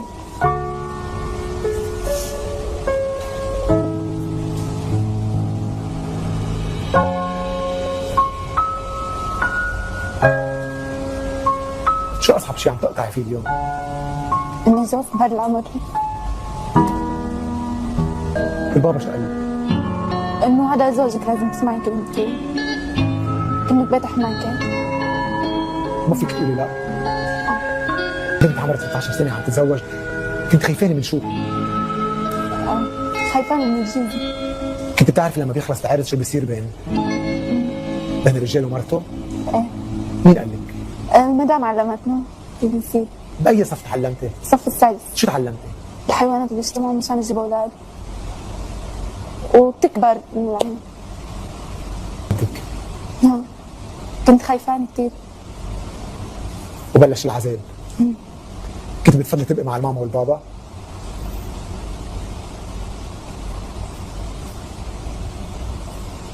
بتفضل لو ما جوزوكي؟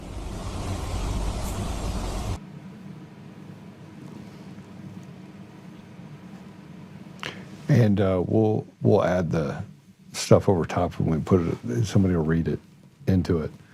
But what you just heard was a 14-year-old, 15-year-old who got married at 13, and they're rejecting the idea that a dad can just give away their child to be used by a man that she doesn't know, that then becomes his indentured servant, his wife, and how she wanted to reject it but couldn't. And so there's a strengthening. There's something that's happening where people are rejecting this type of thing of the Muslim faith, and there's a revival of Muslims going towards Jesus. A ton. It's been going on for decades. Absolutely. There's people running away from this. Well, it's akin to, from, I'm not an expert, and you know far more about the Muslim world than I do, but I think that they would differentiate between Islam and being a Muslim. Yeah. In the sense that, if someone asked you if you're a Baptist and you're not a Baptist, you'd say, Yeah. I'm a Christian, right? We are very, very particular about the denominations and the way that we're described. So why wouldn't we afford that to a different faith? Jamie Winship is someone that's been probably one of the best voices for evangelism, especially with respect for the Muslim cultures. And this whole idea of us versus them, this extraction method of getting people to convert. And for Muslims, they're sitting there going, I don't want to convert if it means like you're just extracting me and then you're going to show me off and peddle me as like the Muslim convert.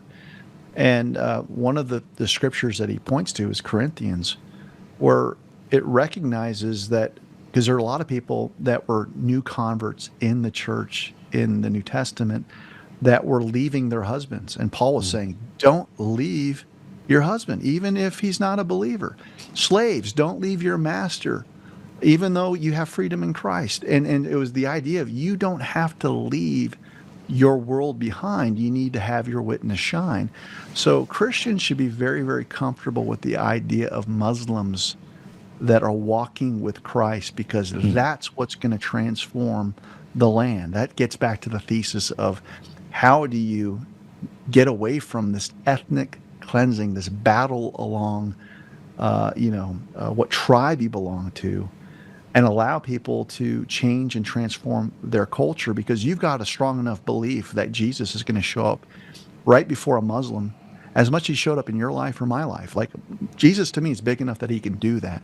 And for whatever reason, there's a lot of Christians that don't believe that Christ is pursuing our Muslim brothers as much as he's, pursuing you in a suburb somewhere in the United States. And so it's amazing to see what's going on. And in some respects, the faith of Muslims puts the faith of many American Christians to shame. We don't take things at face value. Everything's a debate. Everything is about a rational discussion. And he's showing up in ways that are so powerful that people are willing to lay down their lives for the Lord in a real meaningful way. Yeah, no, I agree with you. David, thanks for coming on, brother. I really appreciate it. I love the conversation. Just for the context of what everybody's saying is like, somebody said, I don't know how you get around, so Chris said this, I don't know how you get around the incompatibility between Islam and Christianity. But by the way, I think there's the same incompatibility of Judaism and Christianity, just so we're clear. or incompatibility with Christianity and nominal Christianity. Yes, it's the same thing. Yeah.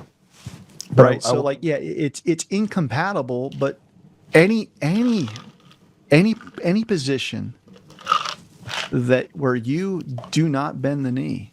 There are people that have created their own Christianity that says, I appreciate what Judeo-Christianity has provided from a semblance of stability. That's not Christianity either. You're still going to go to hell if the only thing that you're doing is appreciating the stability that a Christian nation provides. That doesn't get you in either. That's incompatible with Christ's teaching, even though you're not out there cutting people's heads off or saying death to Christianity. The end result's the same. So, I mean, the American Christian church has a lot of work that it needs to do, and it better start looking at Muslims as image bearers and a class of human that we should be pursuing, that they get to know the Savior. And if that's not in your heart, geez, I'll tell you this, everything about Christ that I read about in the scriptures is he's all about connection. He's not about rejecting. He's not about pushing you out. He's about bringing you in. And we got to get better at that. No, I totally agree. There is no hate like a Christian's love. Right? Because we're really good at hating on people in a way where we're telling them that just accept Jesus right now. I'm just gonna beat it into you. I love when people tell me that, Joe, that's not very Christian of you, and I'm like, all right, my right hook is really good too. Yeah. Well, we are caught up with the idol of doctrine. We think doctrine saves. Yeah. And doctrine doesn't save. Jesus saves. And look to the thief on the cross. He didn't take a catechism class. He got in. He didn't even know who Jesus was. He knew he was a sinner, and that guy that was on the cross right next to him wasn't, and that got him in. And we have some things that we have to push through. You have the 7 books of the Catholic faith that are not, the Maccabees, the 1, the 2, the Wisdoms, all those books, right? Which, then how do you reconcile that with the Pentecostal Bible, adding those extra books? I've been studying those books now, by the way, just to understand the differences between them and what they bring to the table. So, there's a lot of conflict in the faith of Christianity as well that fundamentally comes back to, I always say, when I was over in the Middle East, it always came back to the Gospels for me, right? And that if I could get Muslims to accept the Gospels, which they do, it's in the Quran, then I was there, because that means that they had to understand the origins of Jesus, right? The stories of Jesus, the crucifixion of Jesus, the miracles of Jesus, the Ruh Allah, the Spirit of God being breathed into Mary. So, once you get to that place, it becomes easier to have a conversation with people of different faiths, even, Sikhs or Buddhists and things like that. So it's happening, and we should be rejoicing that it's happening. Amen, brother. Yeah, amen. Do you want to pray us out? I'd love for you to pray us out if you could. Would love to. All right. Dear Lord, we give everything to you. And first, we give you our thanks and our gratitude that you are steadfast in your character, that you are more concerned about justice and truth than anyone, because your Son is the truth. So I pray, Lord, that you would give us humility and love and a steward's heart, that we can all play a role in serving the King of righteousness, and that we wouldn't shriek from the fight, that we wouldn't run away from obstacles, but that we would run towards everything that needs an alleviation of suffering, and we can do that as image bearers of Christ. We pray for Tina Peters, and in the faith that she'll be released and she'll shine for this country and this nation. We pray for President Trump. We pray for godly foreign policy, that evil would be exterminated, and yet innocent life, to the degree that you can discern what is innocent, would be spared. We pray for the Iranian people just as much as we pray for the people of Israel, that ultimately their hope and salvation is in you and nothing else, not in regional conflict, not in bad blood, that a future of prosperity all clings on them seeing you for who you are. So, Lord, we pray that you would give us the mind of Christ, wisdom on how to articulate the conflict that we're in, and that we would never be petty in the way that we see the loss of human life. Instead, that we would pray in earnest that you would bring about a great, great ending for both the peoples of Israel and Iran, and that we would see something that we haven't seen in our lifetimes, which would be peace. We lift all of these things up to you in the name of Jesus Christ, our Lord and Savior. Amen. Amen. Brother, it was great. I know we went long, and I don't regret a minute of it. Well, let's do it again, brother. Yeah, absolutely. Everybody knows how to follow David, but you can catch him on X at the Prof Record. The Prof's Record. Prof's Record. Yeah. And then obviously Substack is where you can catch up on. You can become a member of his Substack, which is awesome. And you can also go to theprofessorsrecord.com. So there's the gives you all the stuff. David, thank you very much. Love you, brother. Thanks, Much Joe. love to you. And I look forward to seeing you soon. All right. Love you too. All right. God bless you. All right. Well, I've done a bunch of interviews, and I got to go to a thing tonight that I'm going to go. It's another meeting for Republicans, and watch people fight with each other over stupid stuff. I hope that doesn't happen tonight. I am listening to you guys in the comments. I want to just tell you that there is no wrong answer, and I don't have the answer any more than I think anyone else does. But we spend a lot of time studying it. David spends a lot of time studying it. It's iron sharpening iron, and we have an immense amount of experience. I certainly have a bunch of experience over in the Middle East specifically. And I talk about the radical elements of every religion because I think it's important, because so often we have Christians that get run off the plantation by other Christians, and we have the Jewish faith and being called anti-Semitic because we call people out for their bad behavior. I've done this in the state of Colorado, where I talk out the people that are in positions of power in the state is captured by these synagogue of Satan, not Jews, but people that are Jewish. In other words, they're faithless atheists that are doing real harm to people. And we talk about good versus evil, and we have to be able to differentiate that. You know, a person that calls himself a Jew first, and then puts together behaviors and says, I don't believe in God, and then says, I can hide behind being a Jew and you're being anti-Semitic, is disingenuous to the reality of who they are.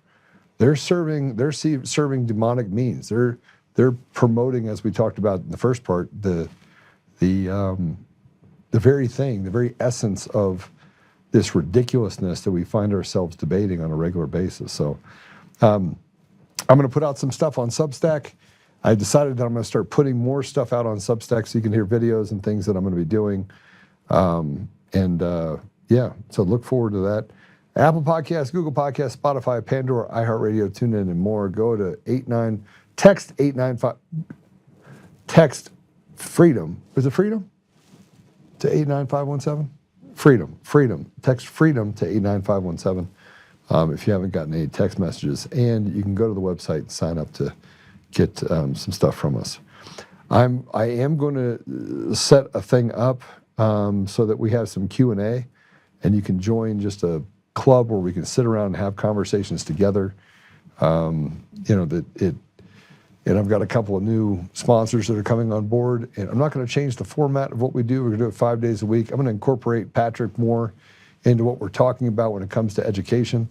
And frankly, there's a lot to be said, and we want to be able to share that knowledge and get some guests on that can go through that as well. So we're going to take a very unique stab at the type of people we have on.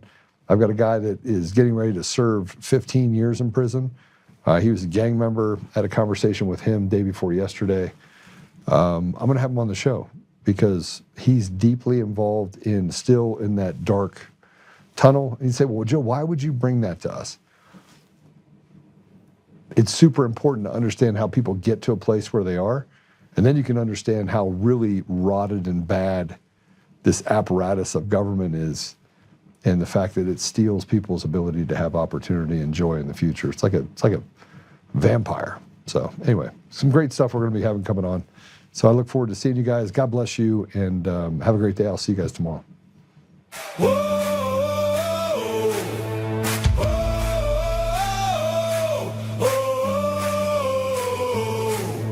Rising from the fight for the forgotten and the free, exposing rigged machines, Kuma's lies, Dominion's deceit, pays a grand each day, shielding truth from corrupt halls, but he won't back down, standing tall through it all. Argentina Peters break the chains that bind her tight, hand count votes and one day bring the fraud to light. No more mailing scams, no machines to steal the night, restore the people's voice, make Colorado right.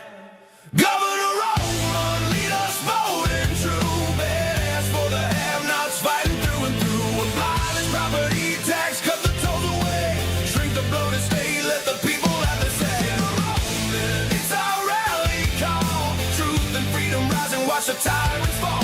Untamed Colorado, strong and proud, we'll be one man for the people, set our great state free. Help the single moms, bring back trade school strong, opportunity for youth, where the brave belong. Audit every NGO, ban the wolves that roam, reclaim our stolen land, bring the power home. Eric Kuma's fraud, Dominion's rigged design, expose the stolen votes, cross a dangerous line.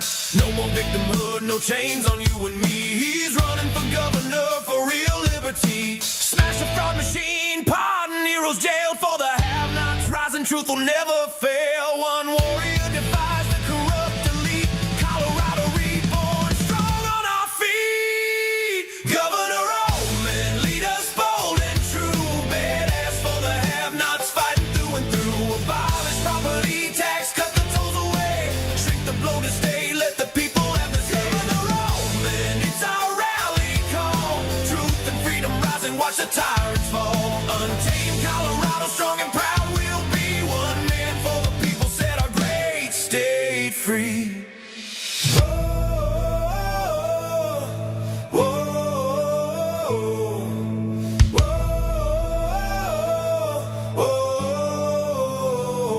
Governor Oltmann, lead us bold and true. Governor Oltmann, freedom forever, Colorado rise.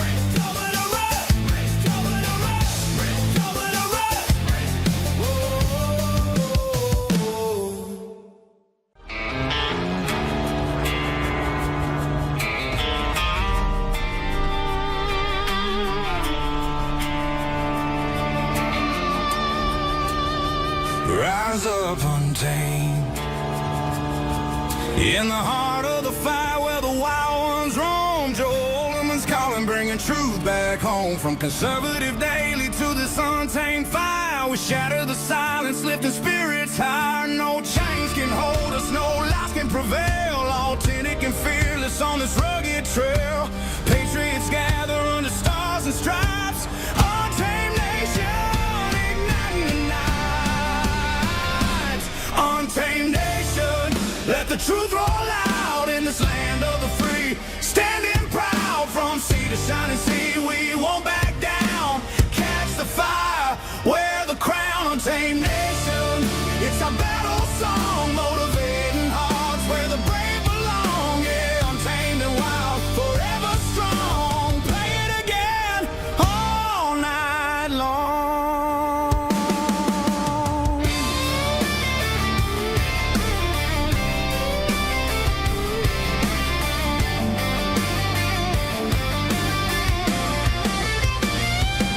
Break the mold, chase the real, no more games, time to heal.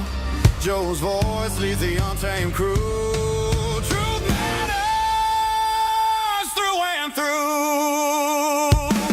Untamed nation, let the truth roll out in this land of the free. Standing proud from sea to shining sea, we won't back down. Catch the fire, wear the crown, tame nation. It's our battle song, motivating hearts where the brave